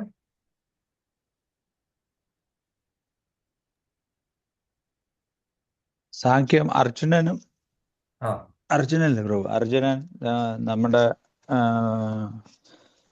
ഹനുമാൻ അല്ല, അർജുനനും ഹനുമാൻ സുധാമയും. ദാസ്, സുധാമി. അർജുനനും സുധാമയും അല്ലെ. സുധാമ ഭഗവാന്റെ സുഹൃത്തായിരുന്നു, അർജുനൻ ഭഗവാന്റെ സുഹൃത്തായിരുന്നു, ഒരേ പ്രായക്കാരായിരുന്നു അല്ലെ. അപ്പൊ അവര് സാഖ്യരസത്തിൽ കൂടെയാണ് ഭഗവാനുമായിട്ട് അസോസിയേറ്റ് ചെയ്തത്. യശോദാമയൊക്കെയോ? യശോദാമായി പൂർവ്വരമ്മയൊക്കെ എങ്ങനെയായിരുന്നു? ഭഗവാനെ എന്താണ്, ഏത് രൂപത്തിലായിരുന്നു? വാത്സല്യ രൂപത്തിൽ അല്ലെ, വാത്സല്യ രസത്തിലായിരുന്നു അല്ലെ, മകനായിട്ട് കണ്ടു അല്ലെ, ആ ഒരു രീതിയിലാണ്. പിന്നെ നമ്മള് വേറെ ഏത് രസമാണ്? ഗോപികമാരൊക്കെ ഭഗവാനെ എന്താണ്, പ്രേമരസം അല്ലെങ്കിൽ മാധുര്യ രസത്തിൽ കൂടെയാണ് ഭഗവാനെ അസോസിയേറ്റ് ചെയ്തത്. ഭഗവാനെ മാധുര്യ രസം അല്ലെങ്കിൽ പ്രേമ രസം, അതാണ് ഏറ്റവും ഉയർന്നതായിട്ട് എല്ലാവരും പറയുന്നത്. എല്ലാ ശാസ്ത്രങ്ങളും എല്ലാ എന്താ പറയുന്ന ഗ്രന്ഥങ്ങളും ആചാര്യന്മാരും പറയുന്നതാണ് ഏറ്റവും ഉയർന്ന രസം ഭഗവാന്റെ ഗോപികമാരുടെ രസം, മാധുര്യ രസം അല്ലെങ്കിൽ പ്രേമരസം. ഗോപികമാരെയാണല്ലോ ഏറ്റവും ഉയർന്ന ഭക്തരായിട്ട് നമ്മൾ കണക്കാക്കുന്നത്. ഏത് സന്യാസിമാരും ഏത് മഹാജനങ്ങളൊക്കെ പറയുന്നത് എന്താണ്? നമ്മൾ ഗോപികമാരുടെ പാദകമലങ്ങൾ പിന്തുടരണം, ഗോപികമാരുടെ ശരണാഗതി തേടണം. അങ്ങനെയാണെങ്കിൽ മാത്രമേ നമുക്ക് എന്താണ് ആ ഗോപികമാരുടെ ആ ഭക്തിയുടെ ആ ഒരു പ്രേമരസത്തിന്റെ ഒരു ചെറിയ കണിക പോലും കിട്ടിയിട്ട് അങ്ങനെയെങ്കിലും അവരുടെ കൃപ കൊണ്ട് നമുക്ക് ഭഗവാനിലേക്ക് എത്തിച്ചേരാനായിട്ട് ഒരവസരം ഉണ്ടാകും എന്ന് പറയുന്നത്. പിന്നെ എന്താണ്, അപ്പൊ നമ്മൾ ഈ മാധുര്യ രസം പറഞ്ഞു, അതുപോലെ തന്നെ വാത്സല്യ രസം പറഞ്ഞു, സാഖ്യരസം പറഞ്ഞു. ഇങ്ങനെയുള്ള കുറെ രസങ്ങളിൽ കൂടെ അസോസിയേറ്റ് ചെയ്യണം അല്ലെ, ഭഗവാനായിട്ട് അസോസിയേറ്റ് ചെയ്യണം. അപ്പൊ അതിൽ ഏതാണ് ഭഗവാനെ നമുക്ക് പുത്രനായിട്ട് കാണാം, അതാണ് പുത്രനായിട്ട് അസോസിയേറ്റ് ചെയ്യാം. അതായത് നന്ദഗോപര്, ദേവകി, വസുദേവര്, അതുപോലെ തന്നെ യശോദാമ, ഇവരെല്ലാരും ഭഗവാനെ പുത്രനായി കണ്ട് ആ ഒരു രീതിയിലാണ്. അപ്പൊ അമ്മമാരായിട്ടുള്ള ആൾക്കാർക്ക് ഭഗവാനെ നമ്മുടെ പുത്രനായിട്ട് കണ്ട് ആ രീതിയിൽ ഭഗവാനെ സേവിക്കാം. അതുപോലെ ലഡ്ഡു ഗോപാലിനെ ഉപാസിക്കുന്ന ഒരുപാട് പേരുണ്ടല്ലേ, ലഡ്ഡു ഗോപാലിനെ. അപ്പൊ എന്താണ്, ലഡ്ഡു ഗോപാലിനെ എപ്പോഴും ഭക്ഷണം കഴിക്കണം, കുളിപ്പിക്കണം, ഒരുക്കണം. അപ്പൊ എന്താണ്, ഭഗവാൻ ആ രീതിയിൽ റെസിപ്രോക്കേറ്റ് ചെയ്യാൻ ചെയ്തത്. നമുക്കറിയാം വളരെ ഉയർന്ന വൈഷ്ണവരുടെ ആൾട്ടറിൽ, ലഡ്ഡു ഗോപാലിനുള്ള അവരുടെ ആൾട്ടറിൽ എങ്ങനെയാണ് ഭഗവാൻ റെസിപ്രോക്കേറ്റ് ചെയ്യും അല്ലെ. ഭഗവാൻ എന്താണ്, നമ്മൾ ഇരുത്തിയിട്ട് പോയി കഴിഞ്ഞാൽ തിരിച്ച് നമ്മൾ പിറ്റേ ദിവസം ആൾട്ടർ തുറക്കുമ്പോൾ അവിടെ അല്ല ഇരിക്കുന്നത്. അവിടെ ഇരിക്കുന്ന പല സാധനങ്ങളും തട്ടിമറിച്ചിട്ടിരിക്കുന്നതൊക്കെ കാണാം. കാര്യം ഭഗവാൻ റെസിപ്രോക്കേറ്റ് ചെയ്യുന്നു. രാത്രിയിലൊക്കെ പല വൈഷ്ണവരുടെ, ഇവിടെ ദോഹയിൽ തന്നെ നമ്മൾ കേട്ടിട്ടുണ്ട്, പല വൈഷ്ണവരുടെയൊക്കെ വീടുകളിൽ ലഡ്ഡു ഗോപാലിനെ ഉപാസിക്കുന്നവർ. അപ്പൊ ലഡ്ഡു ഗോപാലിന് എന്താണ്, തണുപ്പ് വന്നു കഴിഞ്ഞാൽ നമ്മൾ സെറ്ററൊക്കെ ഇടിയിപ്പിക്കണം അല്ലേ, സെറ്ററൊക്കെ ഇടിയിപ്പിക്കണം. അതുപോലെ തന്നെ ഈ പറയുന്ന 4, 5, 6 നേരമൊക്കെ ലഡ്ഡു ഗോപാലിന് ഇത് കൊടുക്കണം, പോകം കൊടുക്കണം. വിശക്കും, കുട്ടിയല്ലേ. അപ്പം ആ ലഡ്ഡു ഗോപാലൻ എന്ത് ചെയ്യും, അതേ രീതിയിൽ റെസിപ്രോക്കേറ്റ് ചെയ്യും. അതെന്താണ്, പല രീതിയിൽ തട്ടും മുട്ടും ഒക്കെ കേൾക്കാം ആൾട്ടറിൻ്റെ അകത്ത് അല്ലേ. അത് കഴിഞ്ഞിട്ട് ചെന്ന് നമ്മൾ പിന്നീട് ആ, പൊട്ടിയിട്ട് ആൾട്ടറിന്റെ ഡോറൊക്കെ തുറന്ന് നോക്കുമ്പോൾ കാണാം അവിടെ ഇരിക്കുന്ന പല സാധനങ്ങളും അവിടെ അവിടെ ഇവിടെയൊക്കെ ചിന്നിച്ചിതറി കിടക്കുന്ന കാണാം. അപ്പം പലർക്കും ആ അനുഭവം ഉണ്ടായിട്ടുണ്ടല്ലേ. അപ്പം ഭഗവാനെ എന്താണ് പുത്രനായിട്ട് സേവിക്കുക, അതുപോലെ തന്നെ ഭഗവാനെ കൂട്ടുകാരനായിട്ട് കാണുക, നമ്മളുടെ സമപ്രായക്കാരനായിട്ട് കാണുക. അപ്പൊ നമുക്ക് ആ കൃത്യമായിട്ട് ഭഗവാന്റെ അടുക്കൽ നിന്ന് ഉപദേശം കിട്ടും അല്ലെ. ഭഗവാനെ ഒരു കൂട്ടുകാരനായിട്ട് നമ്മൾ, അപ്പൊ എടാ വാടാ പോടാ ബന്ധം അല്ലെ, ആ ഒരു ബന്ധത്തിലും ഭഗവാനെ നമുക്ക് അസോസിയേറ്റ് ചെയ്യാൻ പറ്റും.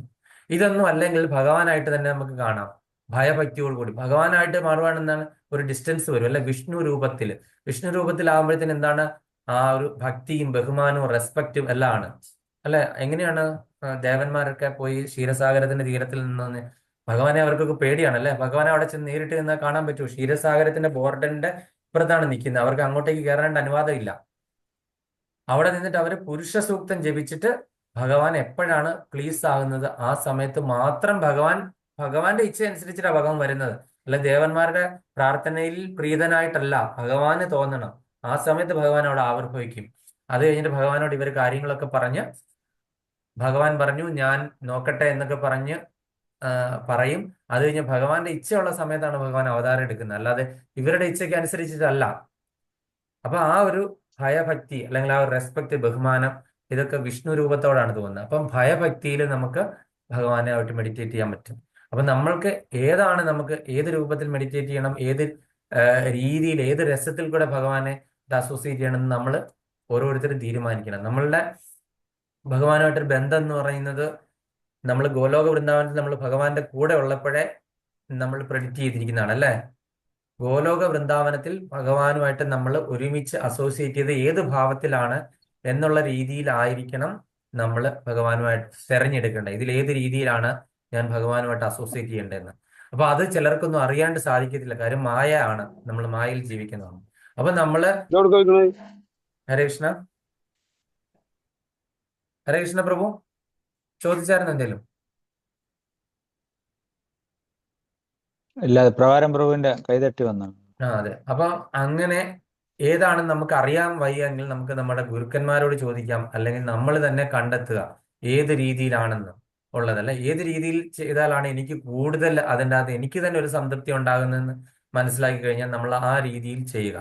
ഭഗവാന് പ്ലീസ് ചെയ്യാൻ ഈ പറഞ്ഞ 3-4 മാർഗങ്ങളിൽ ഏതാണ്, ഭഗവാനായിട്ട് തന്നെ കാണുന്നതാണോ, സഖ ആയിട്ട് കാണുന്നതാണോ, അതോ പ്രേമഭാവത്തിൽ കാണുന്നതാണോ, വാത്സല്യഭാവത്തിൽ കാണുന്നതാണോ എന്ന് നമ്മൾ തന്നെ തീരുമാനിക്കുക അല്ലേ. അപ്പം നമ്മൾ അത് തിരഞ്ഞെടുത്തു കഴിഞ്ഞാൽ ഭഗവാൻ ആ രീതിയിൽ നമ്മളോട് മെഡിറ്റേറ്റ് ചെയ്യും. സുഹൃത്താണെങ്കിൽ ആ എന്താണ്, ഭഗവാനോട് ഈ ഒരു റെസ്പെക്റ്റിന്റെ ഒന്നും ആവശ്യമില്ലല്ലേ, ഭഗവാനോട് നേരിട്ട് കൊടുക്കൽ വാങ്ങലുകളാണ്. മറ്റേതാണെങ്കിൽ ഒരു കുട്ടിയെ എങ്ങനെ സംതൃപ്തിപ്പെടുന്നു, കുട്ടി ഭയങ്കര കുസൃതിയാണ് അല്ലെ, ആ കുട്ടിയെ ലഡ്ഡു ഗോപാലിനെ ഉപാസന ചെയ്യാന്ന് പറഞ്ഞാൽ അത്ര ഈസി അല്ല, ഭയങ്കര ബുദ്ധിമുട്ടാണ്.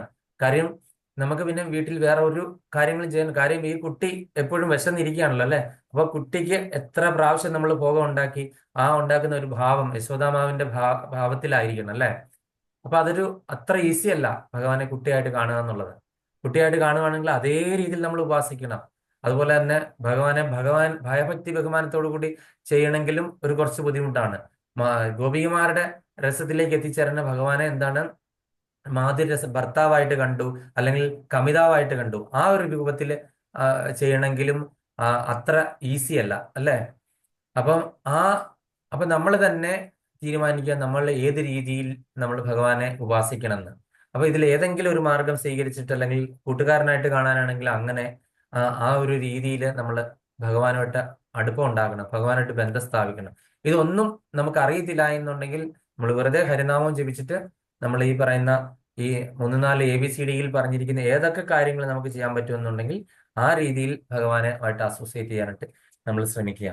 അപ്പൊ അതാണ് പറഞ്ഞിരിക്കുന്നത്, ഇവിടെ പറഞ്ഞിരിക്കുന്നത് ശ്രവണ കീർത്തനാദികളായ അനുഷ്ഠാനങ്ങളാൽ ഭക്തിപൂർവ്വം ചെയ്യപ്പെടുന്ന സേവനത്തിന്റെ ഫലമാണ് ആത്മാർപ്പണം എന്ന്. ശരി ഓക്കെ ബ്രോ. പ്രഭു, ഞാൻ ഹരേ കൃഷ്ണ ബ്രോ. ഓക്കെ പ്രഭു. ഹരേ കൃഷ്ണ. അപ്പൊ ആത്മാർപ്പണം എന്ന് ഈ ഭൗതിക പ്രപഞ്ചത്തിന്റെ വികാസ പരിണാമങ്ങൾക്ക് മൂല കാരണമാണ് കൃഷ്ണൻ. അപ്പൊ ഇതിന്റെ മൂലത്തെ അറിയാന്ന് പറഞ്ഞു കഴിഞ്ഞാൽ കൃഷ്ണനെ അറിയുക മൂല കാരണമാണ് കൃഷ്ണൻ. അതുകൊണ്ടാണല്ലോ അഹം സർവസ്യ പ്രഭവ എന്ന് പറഞ്ഞിരിക്കുന്നത്. ഞാനാണ് എല്ലാറ്റിന്റെയും പ്രഭവസ്ഥാനം. ഭൗതിക ജീവിതമാകുന്ന വിശ്വത്തിന്റെ ബന്ധനത്തിൽ നിന്ന് രക്ഷ കിട്ടാൻ കൃഷ്ണനെ തന്നെ ശരണം പ്രാപിക്കണം. കൃഷ്ണന് സ്വയം സമർപ്പിതനായ മനുഷ്യൻ ഭൗതിക പടർപ്പിൽ നിന്ന് താനേ മുക്തനാവുന്നു. അപ്പൊ കൃഷ്ണന് സ്വയം സമർപ്പിതനാകുന്ന മനുഷ്യൻ ഈ ഭൗതിക പടർപ്പാകുന്ന വൃക്ഷത്തിന്റെ ആ ഒരു വേരുപിടുത്തത്തിൽ നിന്ന് താനേ മുക്തനാകുന്നു, സ്വയമേ മുക്തനാകപ്പെടുന്നു. അപ്പൊ ഇതാണ് ഈ ശ്ലോകം. ഇനി അടുത്ത ശ്ലോകം എടുക്കാനുള്ള സമയമുണ്ടോ? എടുത്തേക്കാം അല്ലെ. 5-ാമത്തെ ശ്ലോകം. നിർമാനമോഹ ജിതസംഗദോഷ അധ്യാത്മ നിത്യാ വിനിവൃത്ത കാമ ദ്വന്ദ്വൈർവിമുക്ത സുഖദുഃഖ സഞ്ജൈർ ഗച്ഛന്ത്യമൂഢാ പദമവ്യയം തത്. നിർമാനമോഹാജിതസംഗദോഷ അധ്യാത്മ നിത്യ വിനിവൃത്ത കാമ ദ്വന്ദ്വൈർവിമുക്ത്വാ സുഖദുഃഖ സംജ്ഞൈർ ഗച്ഛന്ത്യമൂഢാ പദമവ്യയം തത്. ഹരേ കൃഷ്ണ. അഖിലിന് വായിക്കാനായിട്ട് പറ്റുമോ? നിർമാനമോഹാജിതസംഗദോഷ അധ്യാത്മനിത്യ വിനിവൃത്തകാമ ദ്വന്ദ്വൈർവിമുക്ത സുഖദുഃഖ സംജയർ ഗച്ഛന്ത്യമൂഢാ പദമവ്യയം തത്. ഹരേ കൃഷ്ണ. ശ്രീല പ്രഭുപാദരുടെ വിവർത്തനം, പദാനുപദ തർജ്ജമ. ജയ് ശ്രീല പ്രഭുപാദ്. നിർമ്മാന മോഹ, മാനവും മോഹവും അറ്റവരായി ദോഷ സംഘദോഷത്തെ ജയിച്ചവരായി ആധ്യാത്മ നിത്യ എന്നെന്നും ആധ്യാത്മിക ജ്ഞാനത്തിൽ വിനിവൃത്ത കാമവാസനകളിൽ നിന്ന് പിന്തിരിഞ്ഞവരായി സുഖദുഃഖ സഞ്ജകളായ ദ്വന്ദ്വങ്ങളിൽ നിന്ന് വിമുക്തരായി അമൂഢന്മാരായിരിക്കുന്നവർ അവ്യയമായ തത്പദം ആ പരമപദത്തെ ഗച്ഛന്തി ഗമിക്കുന്നു. ഹരേ കൃഷ്ണ. ശ്രീല പ്രഭുപാദരുടെ വിവർത്തനം. ജയ് ശ്രീല പ്രഭുപാദ്. മിഥ്യാഭിമാനം, മായാമോഹം, ദുസ്സംസർഗം എന്നീ ദോഷങ്ങൾ ഒഴിഞ്ഞ് ഭൗതിക തൃഷ്ണയിൽപ്പെടാതെ സനാതന തത്വത്തെ അറിഞ്ഞ് സുഖദുഃഖാദികളായ ദ്വന്ദ്ങ്ങളിൽ നിന്ന് മോചിതരായി വിഭ്രാന്തരാകാതെ പരമപുരുഷന് സ്വയം സമർപ്പിക്കുന്നത് എങ്ങനെയാണെന്ന് അറിയാവുന്നവർ പരമമായ ശാശ്വത സാമ്രാജ്യം പ്രാപിക്കും. ഇവിടെ ഭഗവാനായിട്ട് നമുക്കൊരു ഉറപ്പ് തരുവാണ് അല്ലെ. നമുക്ക് വിദ്യാഭിമാനം, നമ്മളുടെ പൊസിഷൻ ഒക്കെ അറിയാമല്ലോ, താൽക്കാലികമാണ്. നമ്മളുടെ വീട്, പദവി, കാസ്റ്റ്, ക്രീഡ് ഇതെല്ലാം തന്നെ താൽക്കാലികമാണ് അല്ലെ. അങ്ങനെയൊക്കെയുള്ള മിഥ്യ, ശരിയായിട്ടുള്ള അല്ലെങ്കിൽ യാഥാർത്ഥ്യമല്ലാത്ത നമ്മളുടെ ഈ ദുരഭിമാനം അല്ലെ, യഥാർത്ഥമല്ല ദുരഭിമാനമാണ് അല്ലെ. അപ്പൊ അങ്ങനത്തെയുള്ള അഭിമാനം, മായാമോഹം, മായയിൽ പെട്ടിട്ട് നമ്മൾ അതാണ് ഇതാണെന്നൊക്കെ നമ്മൾ വിചാരിക്കുന്നത്.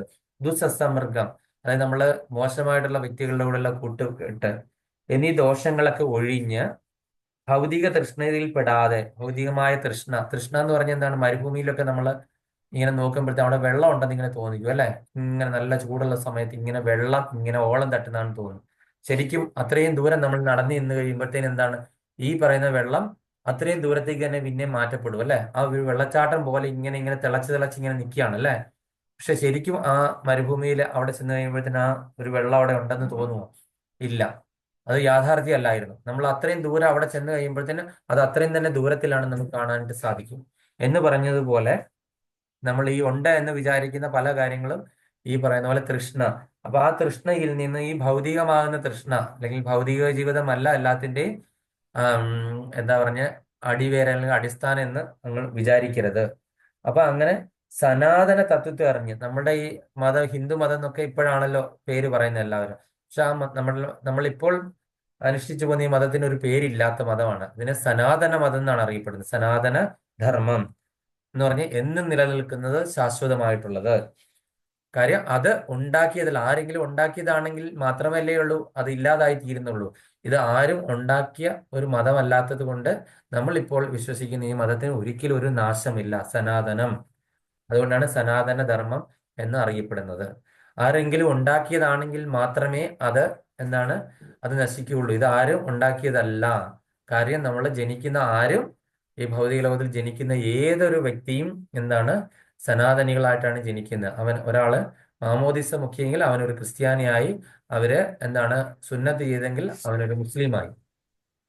അപ്പൊ ഉം. ജനിക്കുന്ന ഏതൊരു ശിശുവും എന്താണ് ഒരു സനാതനിയായിട്ടാണ് ജനിക്കുന്നത്. ഹരേ കൃഷ്ണ അഖിലെല്ലാം പറഞ്ഞായിരുന്നു. ഇല്ല ഇല്ല ഇല്ല ഇല്ല. നേരത്തെ പറഞ്ഞത് മിറാഷ് എന്നാണ് ആ പ്രതിഭാസത്തിന്റെ ആ പേര്. പ്രതിഭാസത്തിന്റെ അല്ലേ ആ പേര്. ഉം. ഹരേ കൃഷ്ണ. അപ്പൊ അറിഞ്ഞ സുഖദുഃഖാദികളായ ദ്വന്ദ്ങ്ങളിൽ നിന്ന് മോചിതരായി. അപ്പൊ നമുക്ക് ഈ സുഖവും ദുഃഖവും നമ്മൾ നേരത്തെ കണ്ടു, ശീത ഉഷ്ണമൊക്കെ വരുന്ന പോലെ മാറി മറിഞ്ഞും പോകുന്നു. ഈ ദ്വന്ദ്ങ്ങളിൽ പെട്ടെന്ന് നമ്മൾ എന്താണ് പിടിച്ചു മുറുക്കിയിരിക്കുകയാണ്. കുറച്ചു നേരം നമുക്ക് സുഖമാണെങ്കിൽ പിന്നെ എന്താണ് ദുഃഖമാണ്. നമുക്കൊന്നും ചിരിക്കാൻ പോലും സാധിക്കുന്നില്ല. പല പല പല പ്രശ്നങ്ങള് അല്ലേ?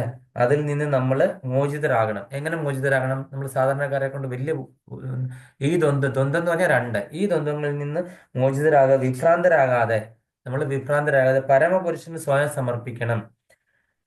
അപ്പൊ പരമപുരുഷന് ഈ ദ്വന്ദ്ങ്ങളിൽ നിന്നെല്ലാം പുറത്തു വന്നിട്ട് സ്വയം നമ്മളെ സമർപ്പിക്കുകയാണെന്നുണ്ടെങ്കിൽ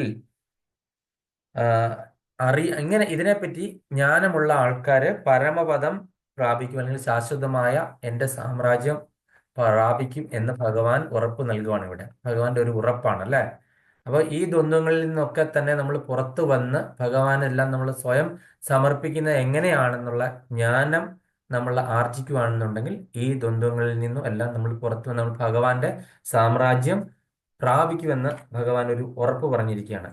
ഇതിന് ഇനി ദീപമാതാജി മാതാജിക്ക് ഭാവാർത്ഥം വായിക്കാൻ പറ്റുമോ? ഭഗവത്ഗീത അടുത്തുണ്ടാവോ? ഇല്ല പ്രഭു. ഇല്ല അല്ലേ? ഓക്കെ, ഞാൻ തന്നെ വായിച്ചോളാം. ആത്മനിവേദനത്തിന്റെ പ്രക്രിയയാണ് ഇവിടെ ഭംഗിയായി വിവരിക്കുന്നത്. ഒരാൾക്ക് ആദ്യമായി വേണ്ടുന്ന ഗുണമാണ് അഹംഭാവത്തിൽ വിഭ്രാന്തരാകാതിരിക്കുക.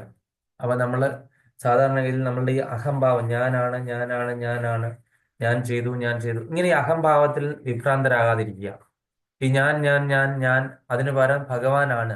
നമ്മൾ എന്ത് പറയുമ്പോഴും കൃഷ്ണനെ ചേർത്തിട്ട് പറയുക അല്ലെ. സർവം കൃഷ്ണാർപ്പണമസ്തു. നമ്മൾ പറയുന്നത് ഓരോന്നും ഭഗവാനിൽ അർപ്പിച്ചിട്ട് പറയുന്നു. കാര്യം അതിനകത്ത് എന്തെങ്കിലും പിഴവോ അതിനകത്ത് എന്തെങ്കിലും വരികയാണെങ്കിൽ ഭഗവാനിൽ സമർപ്പിച്ചിട്ട് ചെയ്താൽ ഭഗവാൻ അറിഞ്ഞിട്ടാണ് ചെയ്തത്. ആ പിഴവ് ഭഗവാൻ അങ്ങ് ഏറ്റെടുക്കും അല്ലേ. അപ്പൊ അതുകൊണ്ട് എന്താണ് നമ്മൾ എന്ത് പറയുമ്പോഴും നമ്മൾ ഈ സാധാരണഗതിയിൽ ഞാൻ പറയുമല്ലോ, നമ്മള് എന്തെങ്കിലും ഒരു സാധനം കാണുവാണെങ്കിൽ, ഒരു സംഭവം കാണുകയാണെങ്കിൽ നമ്മൾ ഇപ്പോൾ അയ്യോ എന്ന് പറയാനായിട്ടാണ് നമുക്ക് ഓട്ടോമാറ്റിക്കലി പുറത്തുനിന്ന് വരുന്നത് അല്ല. അയ്യോ, നേരത്തെ നമ്മൾ പറഞ്ഞത് അയ്യോ എന്ന് പറയുന്ന, ഞാൻ കഴിഞ്ഞ ക്ലാസ്സിലും പറഞ്ഞ ആരാണ്? യമദേവന്റെ ഭാര്യയാണ് അല്ലെ. ഭാര്യയെ നമ്മൾ വിളിച്ചു കഴിഞ്ഞാൽ ആരാണ് പെട്ടെന്ന് എത്തുന്ന ആ സ്ഥലത്തേക്ക്? ഭർത്താവ് എത്തിച്ചേരും അല്ലെ. ഭർത്താവ് ആരാണ്? കാലൻ അല്ലെങ്കിൽ യമദേവൻ അല്ലെ. അപ്പം നമ്മൾ യമദേവന്റെ ഭാര്യയെ നമ്മൾ വിളിക്കുന്ന എപ്പോഴും സൂക്ഷിച്ചു വേണം. കാര്യം നമ്മളെല്ലാം പ്രാക്ടീസ് ചെയ്യുന്ന അയ്യോ എന്ന് ശീലിക്കാനാണ്. ഒരു ആക്സിഡന്റ് കണ്ടാലോ അല്ലെങ്കിൽ എന്തെങ്കിലും യാദൃശ്ചികമായിട്ട് എന്തെങ്കിലും സംഭവിച്ചു കഴിഞ്ഞാൽ ഉടനെ അയ്യോ എന്ന് പ്രാക്ടീസ്, അവിടെ നമ്മൾ കൃഷ്ണ എന്ന് പ്രാക്ടീസ് ചെയ്യും. ആ സമയത്ത് നമ്മളുടെ ജീവൻ വെടിഞ്ഞാൽ പോലും തന്നെ എന്താണ് ഭഗവാൻ വാക്ക് പറഞ്ഞിട്ടുണ്ടല്ലോ. അപ്പൊ ഭഗവാൻ തീർച്ചയായിട്ടും അന്ധകാലേച്ച മാമേച്ച സ്മരൻ മുക്ത കളയവൻ എന്ന് വാക്ക് പറഞ്ഞിട്ടുണ്ട്.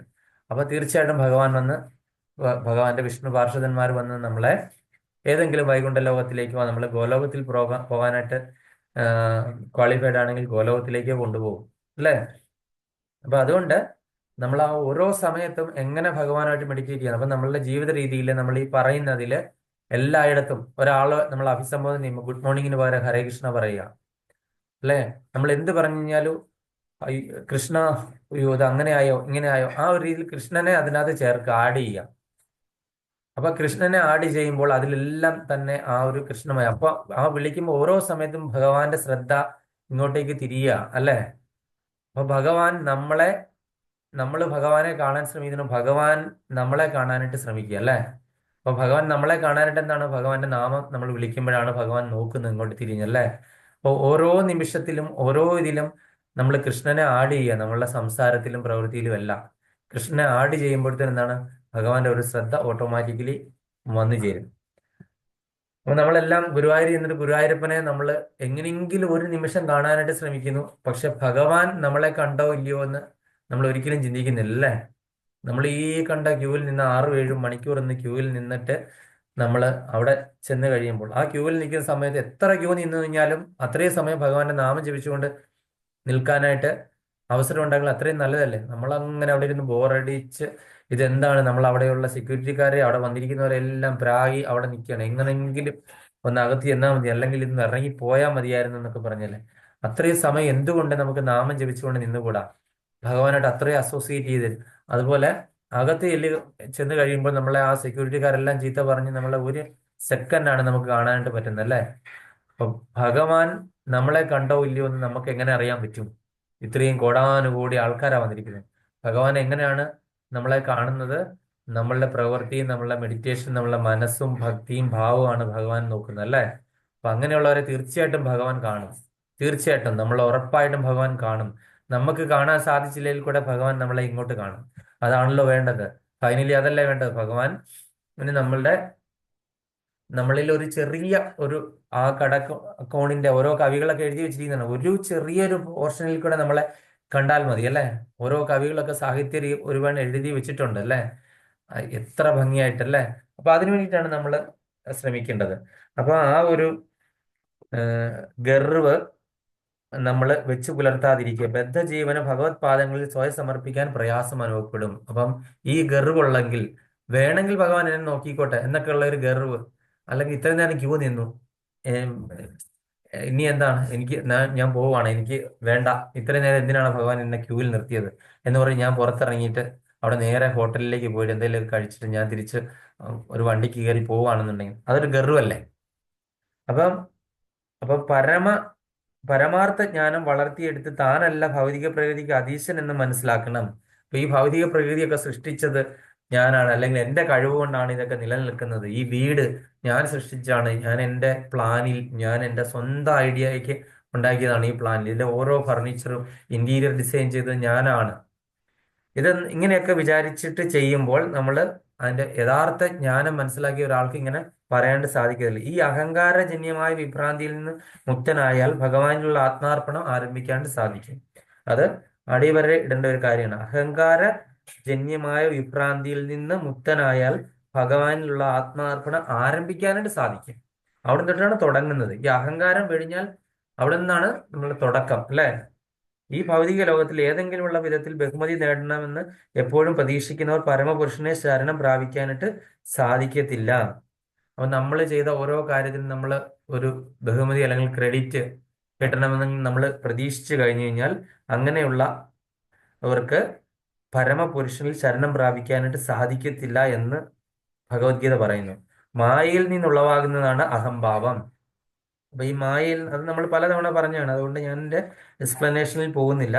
ഇവിടെ ഇവിടെ വന്ന് കുറച്ചു നാൾ താമസിച്ച് വീണ്ടും പോകുന്നവർ ഈ ലോകത്തിലെ പ്രഭുക്കളാണെന്ന് സ്വയം ഭാവിക്കുന്നത് എന്തൊരു ഭോഷത്വമാണ്.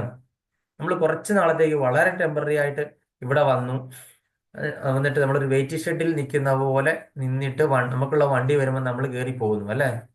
അപ്പൊ ആ ഒരു നമ്മുടെ ഭൗതിക ലോകവും അതുപോലെ തന്നെ നമ്മളുടെ വീടും എല്ലാം തന്നെ വളരെ ശാശ്വതമാണ്. വീട്ടിൽ കണ്ടുമുട്ടുന്ന അച്ഛൻ, അമ്മ, സഹോദരന്മാര്, ഭാര്യ, മക്കള് എല്ലാം തന്നെ വഴിപോക്കരാണ്. ഒരു വെയിറ്റ് ഷെഡിൽ കണ്ടുമുട്ടിയിട്ട് അവരവരുടെ വണ്ടി വരുമ്പം പോകണം. പലരും പല സമയത്ത് പല സ്ഥലങ്ങളിൽ എത്തിച്ചേർന്നു. അതുപോലെ തന്നെ അവരവരുടെ വണ്ടി വരുമ്പോൾ അവരവർ കയറിപ്പോയി. ഇത്രയേ ഉള്ളൂ നമ്മുടെ ഈ ഭൗതിക ലോകവും നമ്മളുടെ വീടും ഒക്കെ. ഇതിന്റെ ഈ ജ്ഞാനം ശരിയായിട്ട് മനസ്സിലാക്കാതെ നമ്മളാണ് ഇവിടുത്തെ പ്രഭുക്കന്മാരെന്ന് വിചാരിക്കുന്ന, പ്രഭുക്കളാണെന്ന് സ്വയം ഭാവിക്കുന്നതാണ് ഭോഷത്വമാണ്. ഇങ്ങനെ ഭാവിക്കുമ്പോഴാണ് അവർ ഏത് കാര്യത്തിലും കുഴപ്പമുണ്ടാക്കുകയും എപ്പോഴും ക്ലേശിക്കാൻ ഇടയാവുകയും ചെയ്യുന്നത്. അപ്പോഴാണ് നമുക്ക് എന്താണ്, ആ ഒരു കാര്യം സാധിച്ചിട്ടില്ല എങ്കിൽ, നമ്മളുടെ ആ ഒരു പ്രശസ്തിക്ക് വേണ്ടിയിട്ട് നമ്മൾ കുറെ സെൽഫി ഒക്കെ കിട്ടും, ആരും നമ്മളെ അപ്രീഷിയേറ്റ് ഇല്ല, ഒരു ലൈക്ക് പോലും അടിച്ചിട്ടില്ല എങ്കിൽ എന്താണ്, നമുക്ക് അവരോടൊക്കെ ദേഷ്യം തോന്നും അല്ലെ?